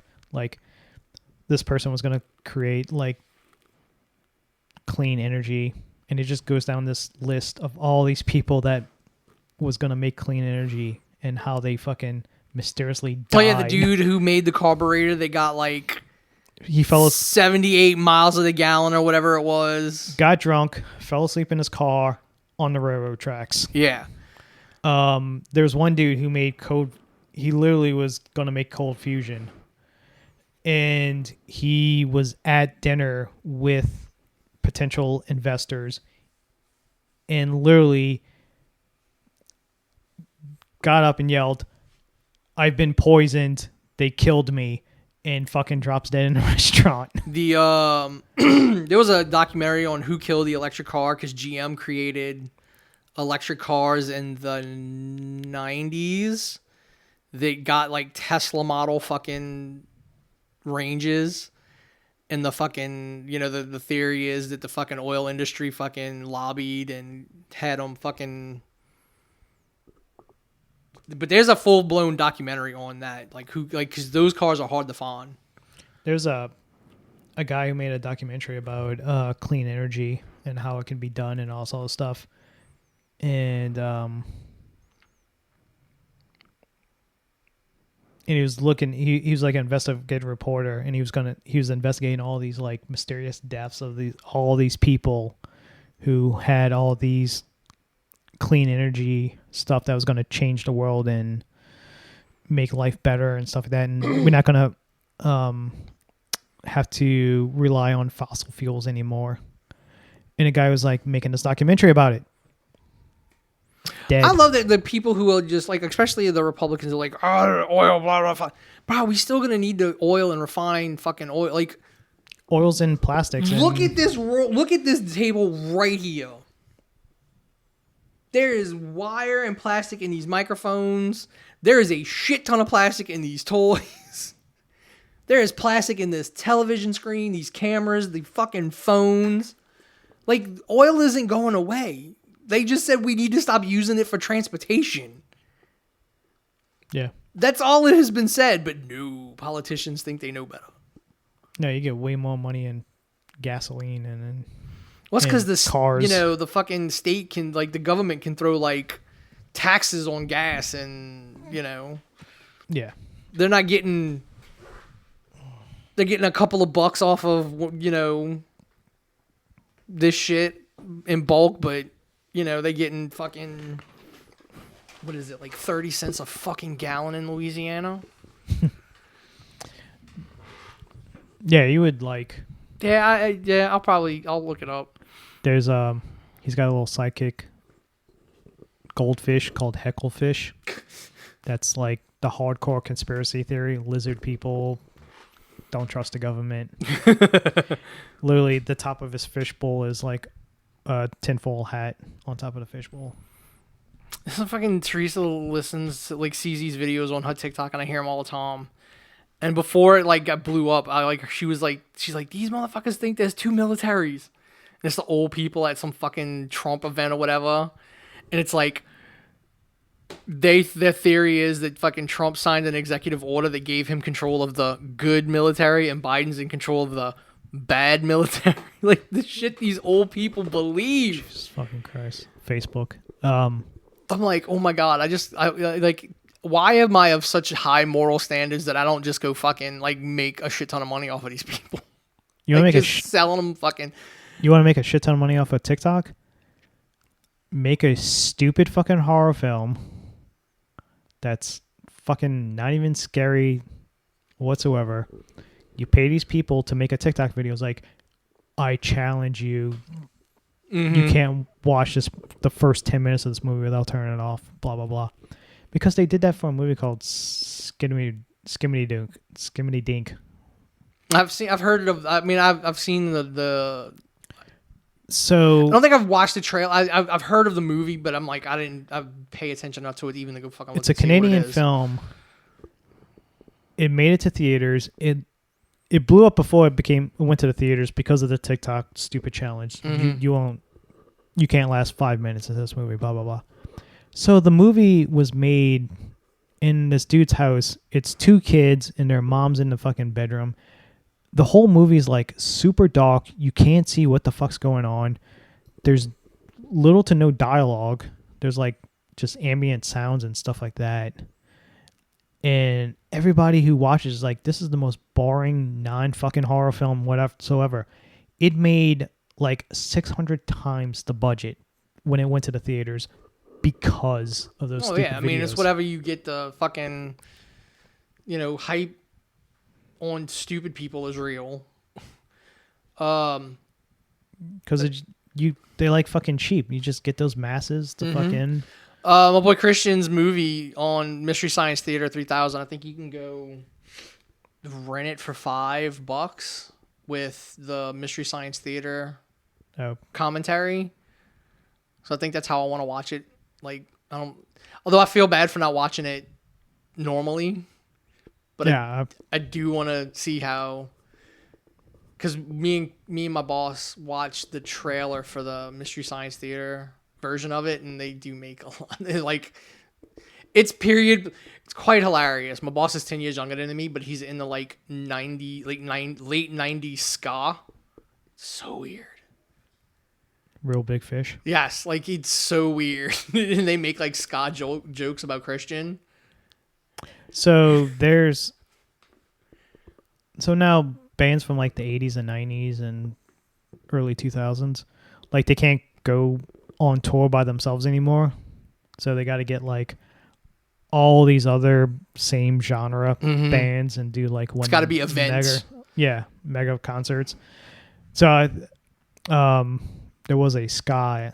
It was like the Mighty Mighty Bosstones, Real Big Fish, a couple other ones that ska fucking bands. I told him, I said, yeah, my senior trip, I graduated in 98, so it was like late 97, early 98 when we went on our senior trip, and I said, like, there was like 3 ska bands that played at Disney that night.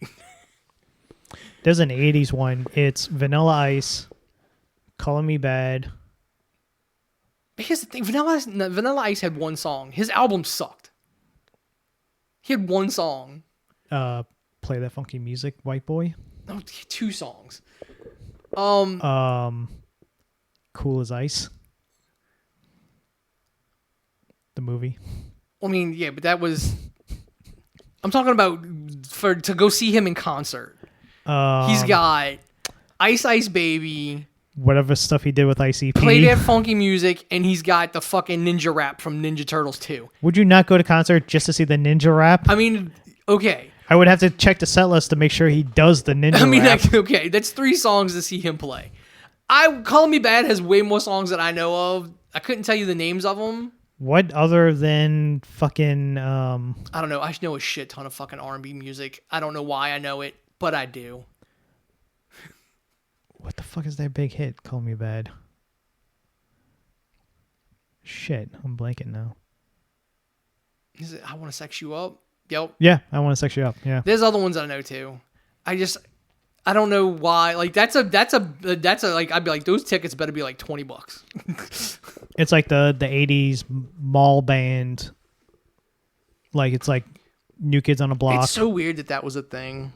The mall. Like mall even concerts. those like we had like I remember at AJ we had some like female pop singer They let her come in and do a fucking concert We never had at that. the school. It was the weirdest fucking thing. Like, I had never heard of this person. Like, so it was literally one of these, like, we're going to parade this person around, bring them to all these things, and try and make them something. Yeah. Like, in the fucking gym, this fucking concert where she probably sang, like, 4 or 5 songs. It was like we got out the last 2, maybe a couple of fucking periods or whatever. It was so weird. So weird. Guns N' Roses coming to Biloxi in September. I know, she told me, and I'm like, who's open for him? She couldn't tell me. I don't know who it is, but Like, yeah. but then I'm like, I guarantee the cheapest tickets are probably like $200. but then she's like, $200. you run the gamut. Are you gonna get Guns N' Roses, or are you gonna get like crap? Or you're gonna get Axl Rose. Like, is it gonna sound good, or is it gonna sound like shit? And like, that's literally a 25-75 fucking coin flip. You got Depeche Mode at the fucking Smoothie King. Like, of all places. Who the fuck is opening for them? It's an arena show.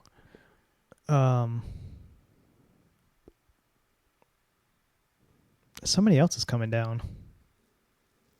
Like, we're starting to get like bands and shit coming down here again, like they used to.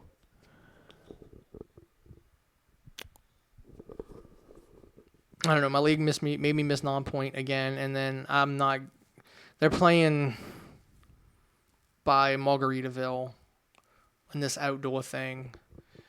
But the only way I would go is if there was a VIP area that had seating, because everything else is like stand up. Is it Gary Newman?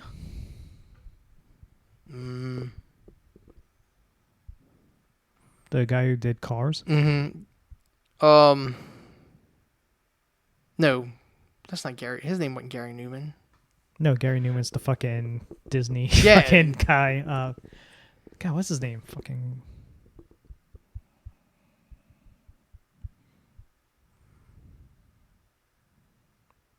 I mean, probably so. Like, you're gonna see an influx of tours. Like, it's, now the lockdown. Like, you still had some reserves about doing things in 2021, 2022. Now people are just gonna be like, hey, everybody go out, because you just need to get outside. Yeah, Gary Newman. That's his name. Gary Newman? Yeah.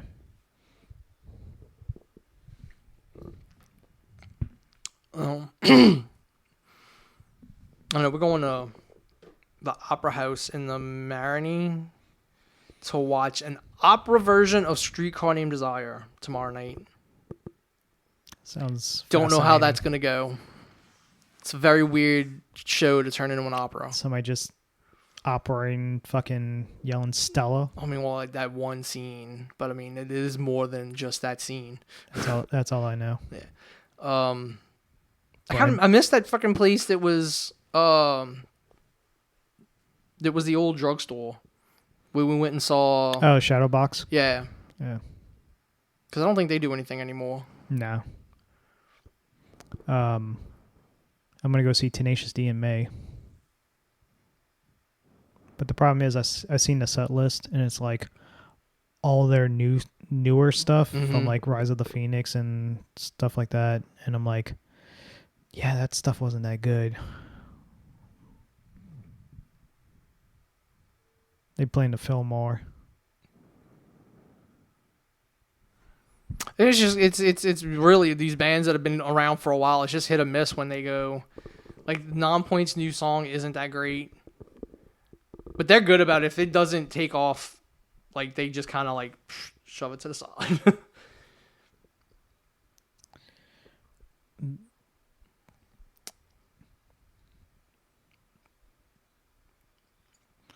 Let me look at the GNR VIP.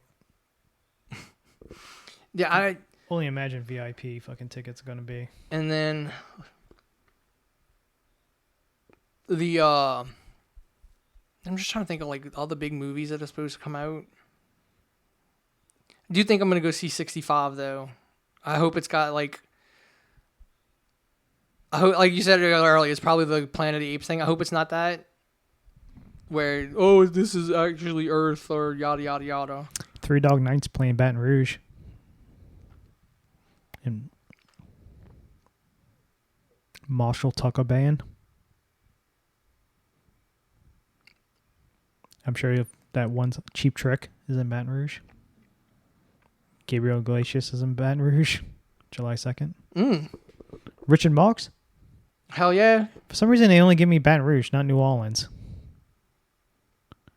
Hairspray, Jesus Christ Superstar, Hairspray, Madagascar. Yeah, for some reason, they only gave me fucking Baton Rouge. The Price is Right. A touring version of The Price is Right? Mm-hmm. Buddy Guy. I saw a video. I didn't watch the whole thing. It was like a little short video. There was a guy who used to go to The Price is Right that would scream out the actual prices. Like somehow he figured out a way to know, like he would scream out the right price for like the showcase showdown in the beginning, like get contestants up to the point that they kicked him, they banned him from the fucking show, from the audience. And he never got called to be on the show. Because, like, supposedly you're, when you're in the audience, anybody can get called up. He never got called up, but he was like, I guess he got aggravated. Like, he made sure, like, he figured out a way to, like, guess the right number for everybody. And they literally showed video of Bob Barker going, how did you get that number? Because it was, like, an exact. And he's like, oh, what's this fake? Oh, he gave it to, he yelled it out. And they eventually, like, banned him from the fucking lot.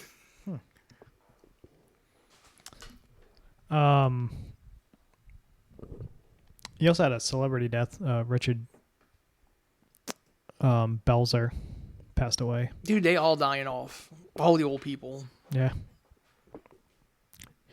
Jimmy. I saw a thing. It's a dude who does like generational comedy, and it's like God yelling at the years, and it was oh God, I can't remember. But I mean, it was like it was like 3 in succession, and he's like yelling at the years, like I didn't do that, and it's like 2022. He's like, yeah, oh. Bob Odenkirk's new show got a trailer. Looks so good. Yeah. Looks like he plays a school teacher, just fed up with everything. Mandalorian comes back next Wednesday.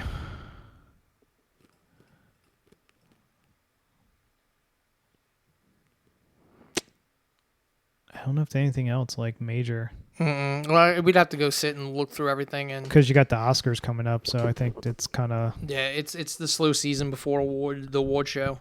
Yeah. I do hope Angela Bassett wins the Oscar for Wakanda Forever.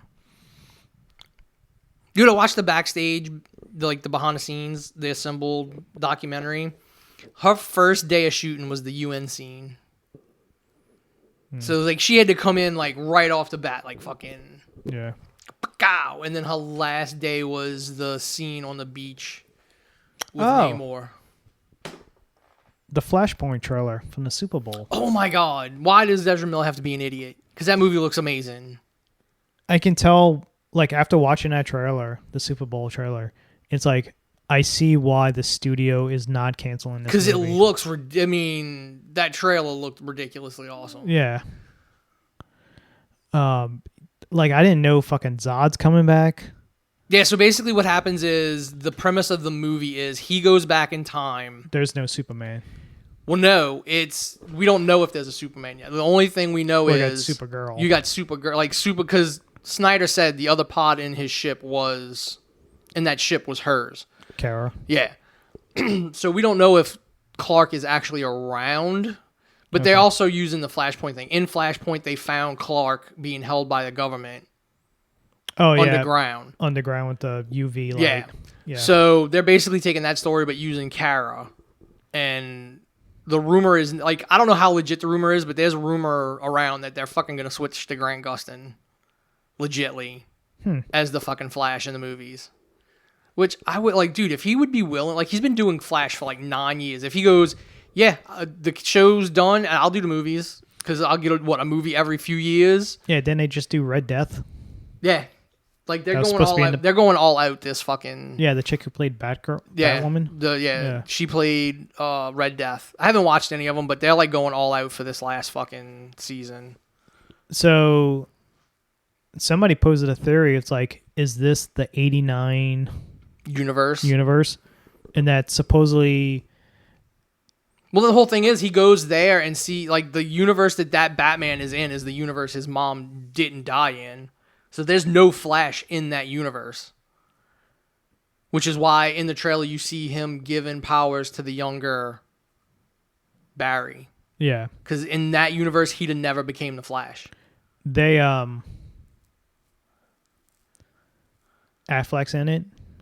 Yeah, so it's going to start in the Snyderverse. Yeah. And then... So basically, whatever he does at the end to set shit right is going to be what changes...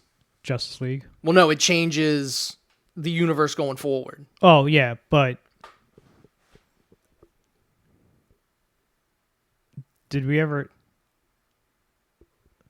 No, the Flash that told... So basically, Bruce, she's the key. This is gonna erase all of that. Like, he's never gonna go back in time and do that at this point. Yeah. But he's gonna go back and, like, Flashpoint resets everything, and then when he fixes Flashpoint, it's gonna set everything to something, which is just what the comics did. Like, he went back, saved his mom, which created Flashpoint, which was Thomas Wayne as Batman, Martha Wayne as The Joker. Joker. Yeah. He fixes that, and we get the New 52, which wasn't what it was before Flashpoint. It was something different. And then the fucking clusterfuck headache that came after that, and with Rebirth, and... Oh, wait, everyone hates this version of Superman, so let's just say our original Superman survived, and he's just been hiding this whole time, and then this version of Superman dies, so our original version of Superman has to come out of hiding. Like, that's how that went. I'm like, this is stupid. Which is why I'm saying, like, you can say, like, Clark might be in this after. Like, it's not... Everybody was up and up, oh, they're getting rid of Superman for Supergirl. Like, no, because you don't know the fucking you don't know the book they're fucking basing it on. Which, in this context, then Kara makes sense. Like, they found her instead of Clark. And it's also Atlantis is at war with Themyscira. Yeah. And supposedly Aquaman's preview screenings are horrible. I'm guessing they don't give two shits about Shazam 2. No, it's fucking marketing has been horrible. Because that comes out next week. Yeah, I think next Friday. I think that comes out.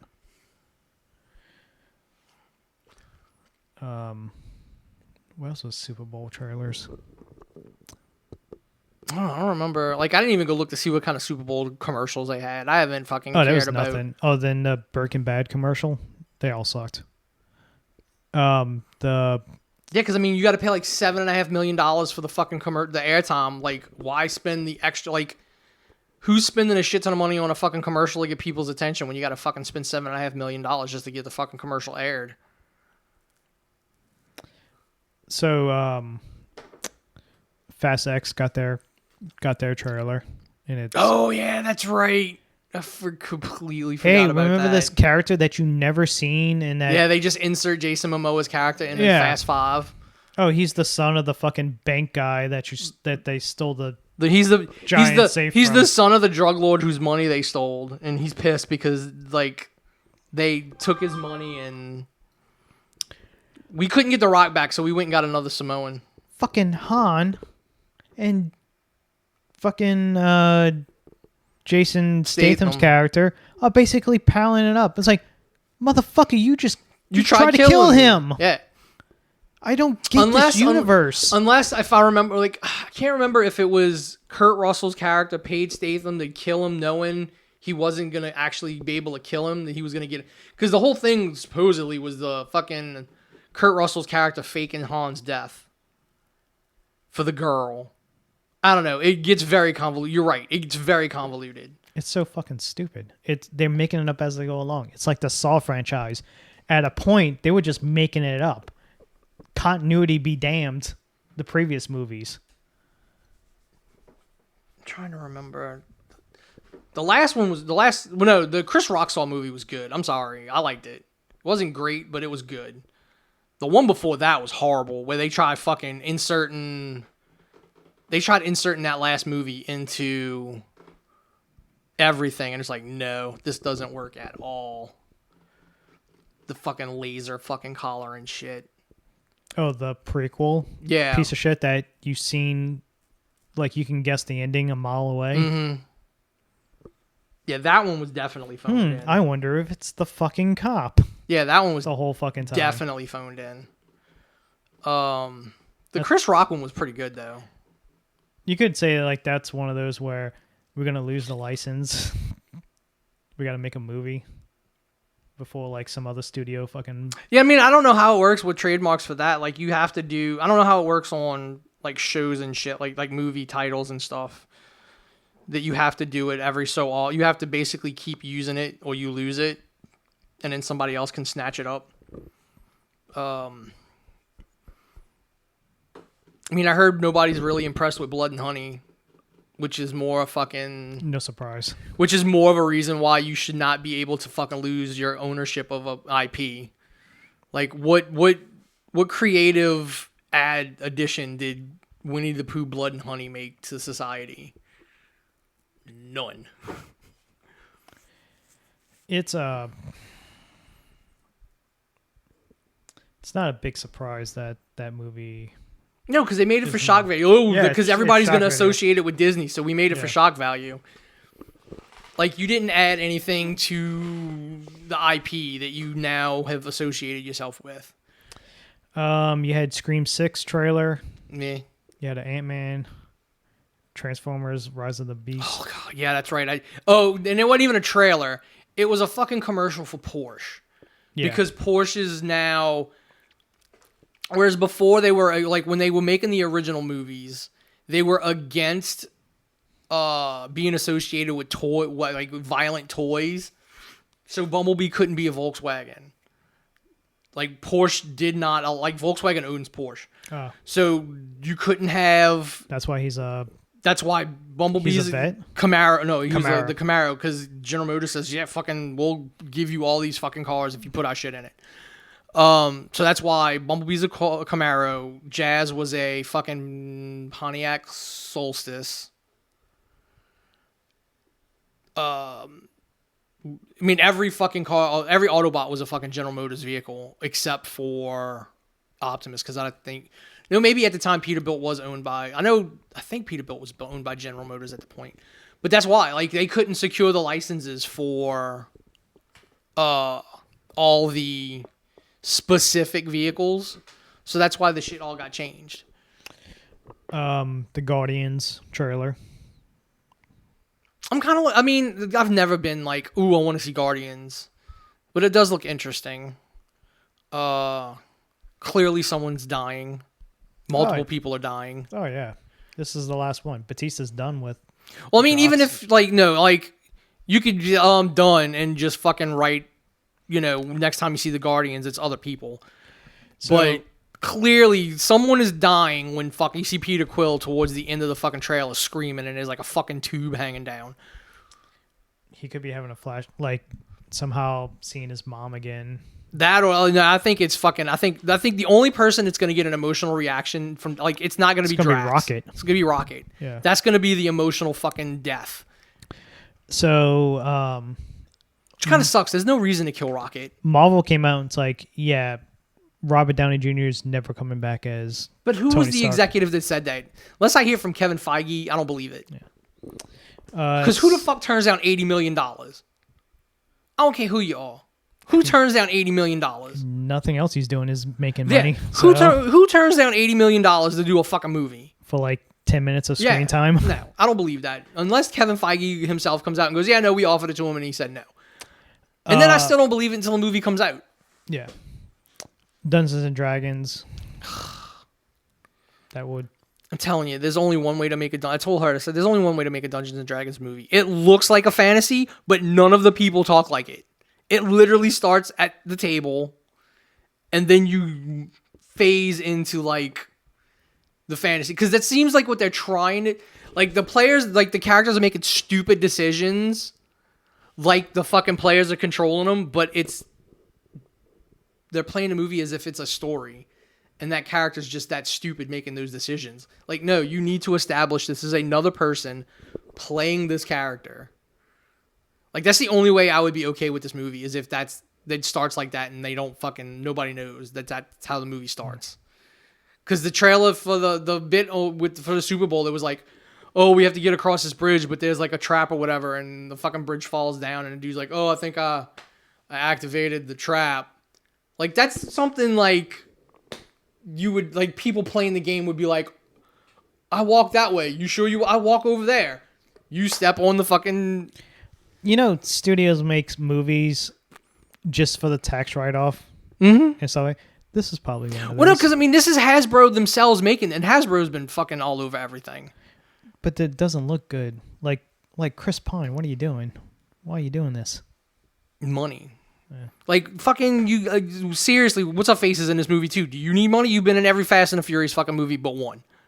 No, I'm sorry, 3. Hugh Grant. Well, it was just like Jeremy Irons in the original Dungeons and Dragons movie. Indiana Jones and the Dial of Destiny. Oh, God, yes, I forgot about that one, too. That looks really good. That de-aged fucking... It looked like Harrison The Ford. problem is, I mean, the thing that helps that is there's footage of him Yeah.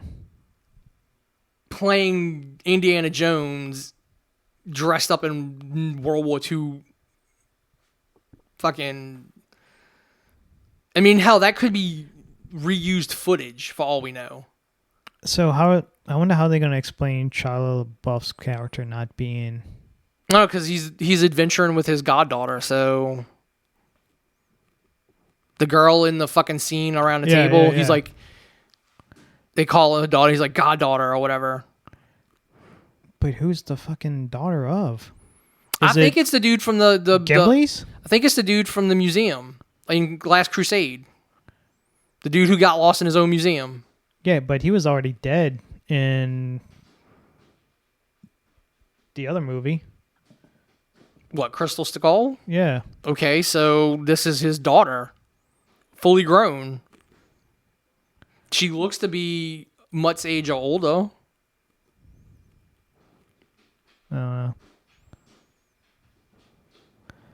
And then you had Air. It's the Ben Affleck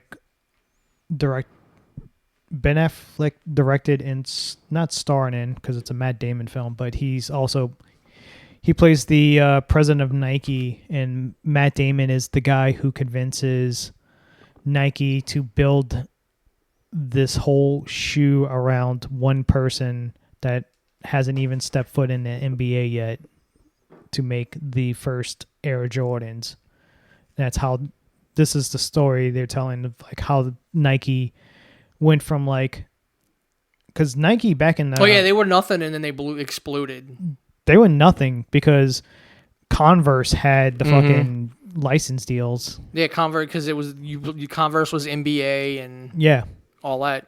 And then so his big radical idea to save Nike was to latch on to Jordan when he came up straight out of college into the NBA, and trying to convince everybody it's like, we're gonna make this shoe, we're gonna build it around him, we're gonna call it him Air Jordans. I mean, it's pretty what's that, like, I guarantee you that dude's not anywhere near as rich as he should be. Probably not. It's like, this dude has made basically billions of dollars and he's probably got nothing to show for it. Yeah, it's it looks good. I think it's a Prime movie, either Prime or Apple.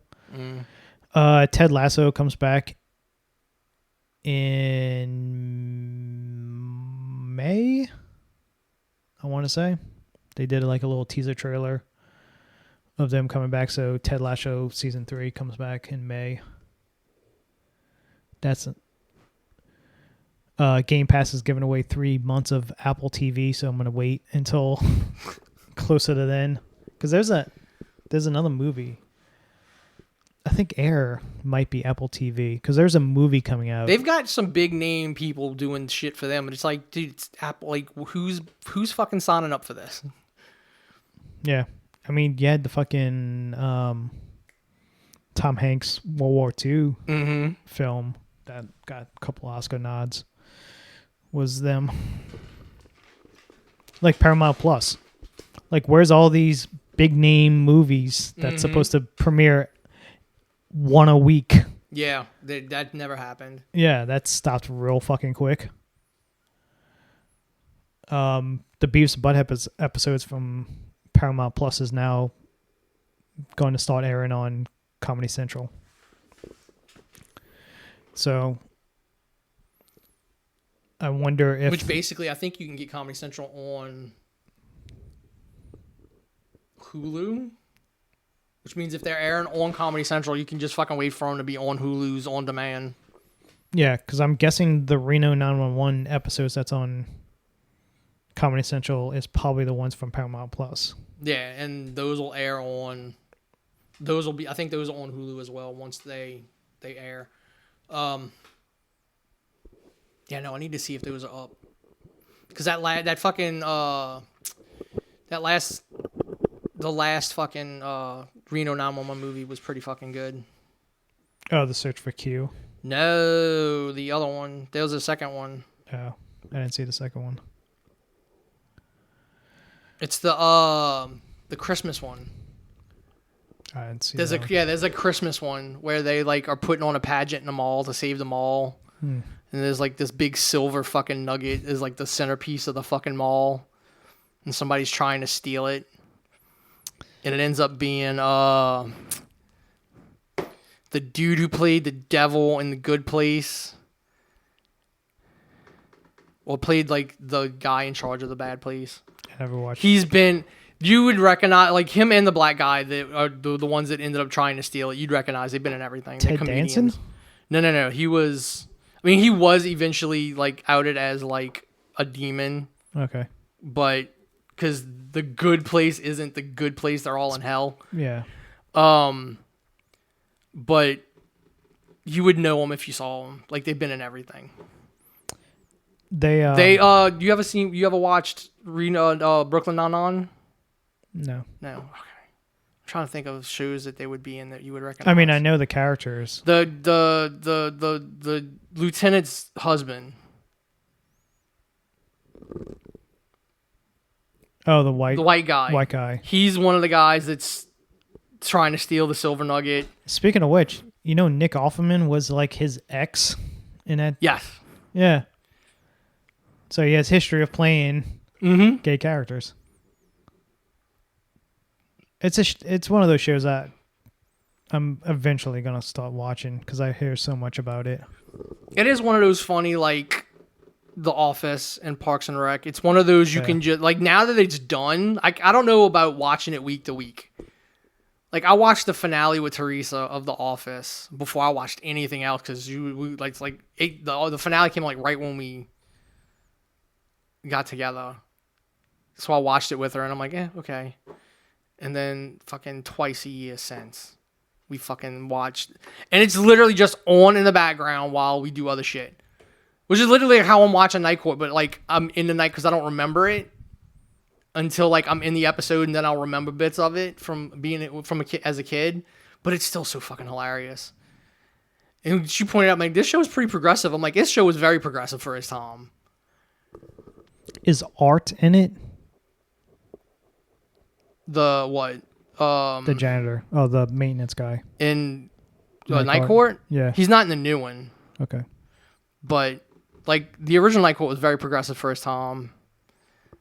It's it's so funny. The world didn't deserve. We don't deserve Bull. Bull is such a great character.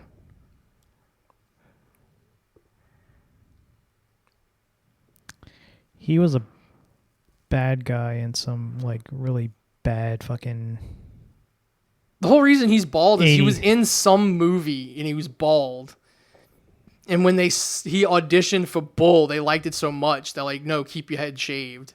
So he was stuck doing head shaved for like the next 9 years. God, it was like a really bad 80s, like something you see on USA Up All Night. Mm-hmm. Or late night on fucking Cinemax or Showtime. And then you got to figure he did Highlander probably not that long after the final season of, because Night Court went off in like 92 92, 94. He did House during Night Court. Yeah. So, like... And he was like in full fucking makeup, like from head to toe makeup in that movie. Yeah, so, like, yeah, he did fucking Highlander not long after fucking Night Court went off the air, because Night Court went off in either 92 or 94. Because it was on the 9 years. Yeah, because he was the pilot. There's only 3 people in every episode of Night Court. Harry, Bull, and Dan. They're the only ones that are in every episode, like 190-something episodes. One more season, and they would have did over the 200. They would have blew past it, because they were doing 22-episode seasons. Except for that first season, I think. First season was like 16. But everything after that was like 22. Yeah, he was the bad guy in the pilot episode of Highlander, right? Mm-hmm. If I remember correctly. Okay. Yep. I still love Kurgan, like in the 80s, that he had fucking safety pins. Holding through the scar. Yeah. Yeah, because he almost got decapitated, so he fucking... Kurgan was so punk rock, it was ridiculous.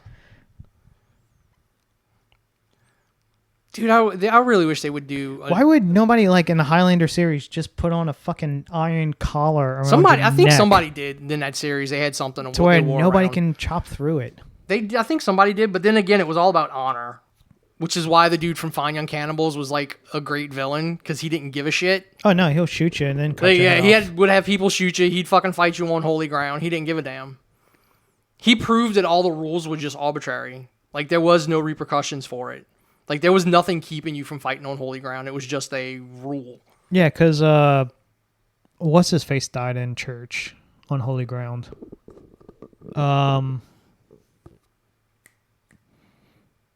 what's his name? The fucking oldest... Oh, Mythos. Mythos. Yeah, I think he died on holy ground. No, Mythos was around until that shitty TV movie. There was a guy what's-his-face pretended to be Mythos. Ron Perlman. Ron Perlman pretended to be Mythos. Who died in fucking holy ground? I mean, it was the priest. There was like the priest in France. Like, Duncan came in and found him decapitated. I really do want to go back and sit and watch that show. It's a hard watch. It's a hard watch. It's a very hard. There's some episodes it's just like, especially early fucking seasons. And then what I found hard was, like, once I started watching them, I remembered them. Oh god. So I'm like, I don't want to sit through this. I love the fucking the lore and stuff. I wish somebody would make a good remake, because I think at this point it does need to be remade. You can't continue. That stupid fucking TV movie ruined it. You can still call like just another fucking, just remake it completely. Another fucking Connor. I wonder how the books are, because I know there was books and stuff. I mean, it's like Star Wars. They were fucking cranking out other shit for people to fucking buy up like crazy. I mean, Highlander... They had the fucking cartoons that were like... fucking the crazy. Yeah, the future one where he was still supposed to be related to them somehow. He was still a part of the same clan. Yeah, once a month or once every couple months, I would get that fan merchandise catalog in the mail. Bud K used to have them and the fucking swords and shit, and you could still go buy that McLeod sword in fucking Bud K. You used to go to Sam Goody. They used to have them. That and like the Highlander box sets on fucking. It's like Highlander was like fucking Stargate. Like, it was one of those shows that really should not have worked and succeeded, but got like the thing a about shit ton of fucking seasons. It got a shit ton of seasons because Housewives loved it because of hunky men and the fantasy aspect of it. I mean, I romance. don't even remember when I used to watch it all the fucking time. I just don't remember what time I would see it. It used to be in the mornings or at super late at night. Like I used to watch it all the time because I wanted to grow my hair out like fucking Adrian. I wanted, like Duncan. I wanted to fucking grow my hair out so bad when I was in high school. Adrian Paul. Yeah, I couldn't fucking. They wouldn't. I couldn't do it, but I did it eventually. But it it kind of killed the show when it killed Richie. That's what killed the show. There was like a huge backlash Oh yeah, it changed the feel of the show completely. of it. Roger Daltrey's character. Wasn't supposed to be a reoccurring, but then they killed him, and he was so popular they just brought him back in flashbacks randomly. Yeah. There was some episode like those flashback episodes. There was like sometimes there was like good flashback episodes where like the writing was actually good. It was a funny story, more lighthearted stuff with Raven back in the like San Francisco 1800s. Like there was a whole episode dedicated to there's a gambler who had a casino in San Francisco back in the 1800s, lost it to Raven because she cheated, and ever since then they've been mortal. Like he wants to kill her, but he's Duncan's best friends with both of them. Just like stuff like that was what made like that those kind of long form stories was what made that show really good. Yeah, and then it comes out that like she never really stole the fucking the lucky coin, and then they became friends, and then that's like the whole mythos thing was always like this dude's like 4 Horsemen of the Apocalypse old. He's just like he's so old the fucking Watchers don't realize like they don't know who he is. Yeah. Joe, the whole Watcher, the Watchers basically going rogue and killing immortals themselves. Yeah, you had some really good stories, but it's just like it's one of those shows that had a ton of episodes per season. Well, yeah, because it was back in when every show had to have 22 episodes. Yeah, because you got to get to that syndication number. Yeah, so like you had a lot of filler. So there was a lot of fucking filler episodes. But it also it's a series where the filler episodes made sense because you would just like, of course, there's immortals being born all the time. So you would run in you could have an immortal of the week because there would be that many. And then you deal with like, you had the one immortal who trained dogs to attack. Yeah. Or to chase them to get them winded, and then he'll come in for the fight. I mean, it was like that's why I think a series like that now would work because like just the shit that you would have to see, like people would do crazy shit like that. Like who's fucking running around learning how to fucking use a sword anymore? Yeah. Like so you would have to like these older fucking immortals having to go up against these young fucking immortals that don't know how to like they come up with all this other shit to fucking win. Like, I think a fucking remake right now would be really good. They wouldn't believe in the rules. They would just shoot That's what I'm saying. Like, so you would be dealing with a lot of fucking, that's why I think you would have to have, like, I think you would have to change the law where there is, like, some kind of repercussion for breaking, like no holy, like, have, like, somebody actually kill somebody on holy ground and there actually be something that happens. Because there's no, it's just a rule, like a safe haven is holy ground for some reason. There was never. And plus, if you're our age, growing up in like in the 80s and 90s and stuff like that, going back and watching that show. Oh, it's just there's so many like, hey, it's that guy. Dude, just the fact that the guy from Fine Young Cannibals is like one of the best villains that show had. Yeah. Is just fucking mind blowing. And it was a show made for syndication. The guy with the Down syndrome episode. Yeah. With the train. And he's been in a lot of... Like, that dude's been in... a ton of stuff. Yeah. He was the priest in Constantine. Was it not the same guy? I think so. No, I don't know. Unless he's really old. Because he looks... Depending on how young he was in the Highlander series. I mean, that was a fucked up episode too. Like they did touch upon some shit that was. Yeah, Richie was like, Duncan basically told Richie, it's like, hey, you can't protect him. Like he can't fight for himself. He's somebody's gonna get him. Like somebody's gonna protect him today, but eventually somebody's gonna get him. Somebody's gonna get him. And dude went out on his own, and they tried to leave, and he still got they didn't want his fucking quickening, and still ended up getting it. There's a fucking episode where in the first season where they get caught up in they go to a courthouse to pay like some type of ticket or something like that, and the girlfriend, the artist girlfriend, I can't remember her name,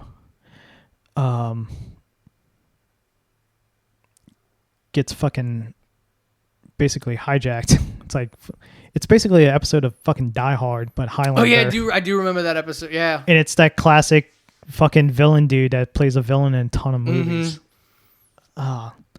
Dude, the show was really good. It's just it is hard to sit down and watch after you've watched. Like I guess somebody who's never watched it would probably have an easier time. It's always funny because they filmed it in Canada. I think it's like the eastern.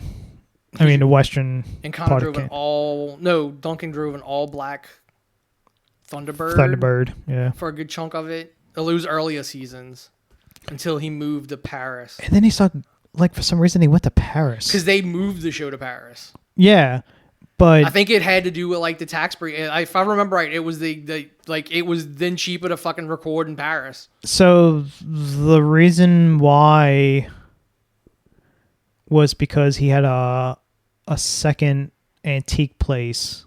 Wait, didn't his antique place get destroyed and he left?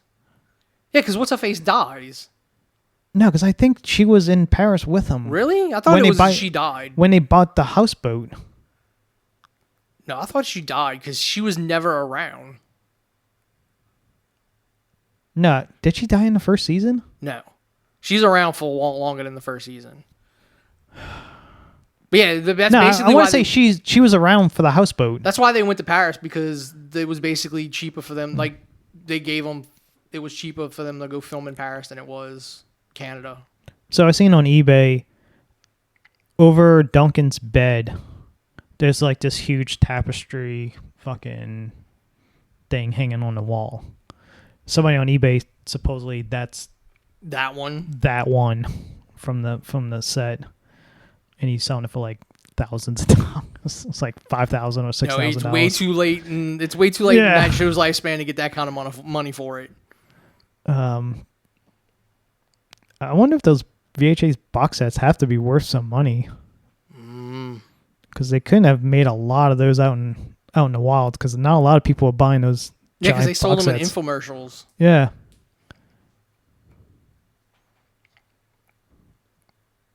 Yeah, that show is really good. That's some of the first fan films that were on YouTube. Was Highlander, and then when people could readily pirate After Effects, they became Star Wars. Star Wars, yeah. But yeah, Highlander was the first ones I remember watching. I remember watching a lot of like the mashup horror stuff. Jason, Freddy, Ash, Ghostbusters versus Freddy, I think it was. Shit like that. Yeah, it's to be able to go back in time and be like, tell myself to keep doing that shit and don't stop. Put more effort into it. I don't know. I still want to do stuff. I need to figure out what's going on with this fucking league. I fell this morning. I was half asleep, and I tried to stand because I got up to go to the bathroom, and I didn't have my boot on, right? Because it's the middle of the fucking night. I go to stand up on, I go to pick up, I'm standing on this leg, and I pick this one up. Just straight down. Whomp, like no, because I have no control over the ankle. I can't do this. Yeah. Just. So like 5 feet away from her. Fucking screaming my head off. Doesn't wake up. I'm like, God damn it. She's like, did you hit your head? I'm like, almost. Almost cracked my skull on the back of the damn toilet. They,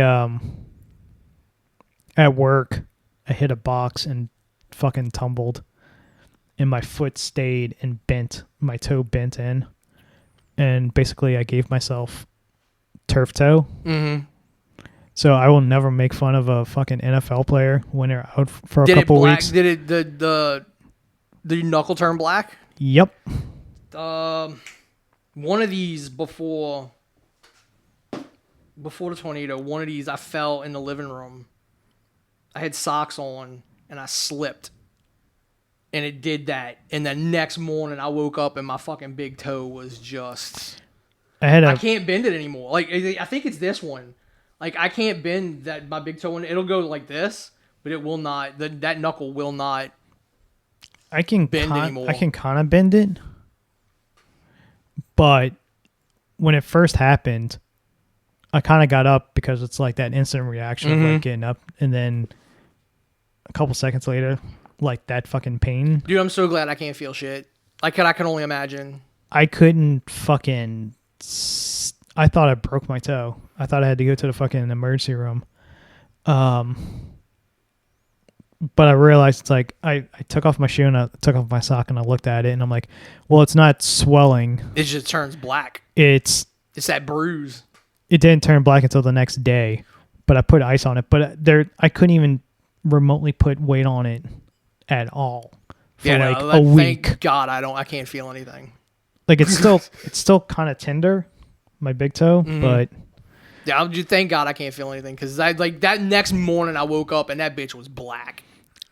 Like I joked with her, I'm gonna have to use your fucking scooter because I couldn't walk on my left foot. Dude, I can only imagine. Like, I can only imagine what this shit actually is supposed to feel like.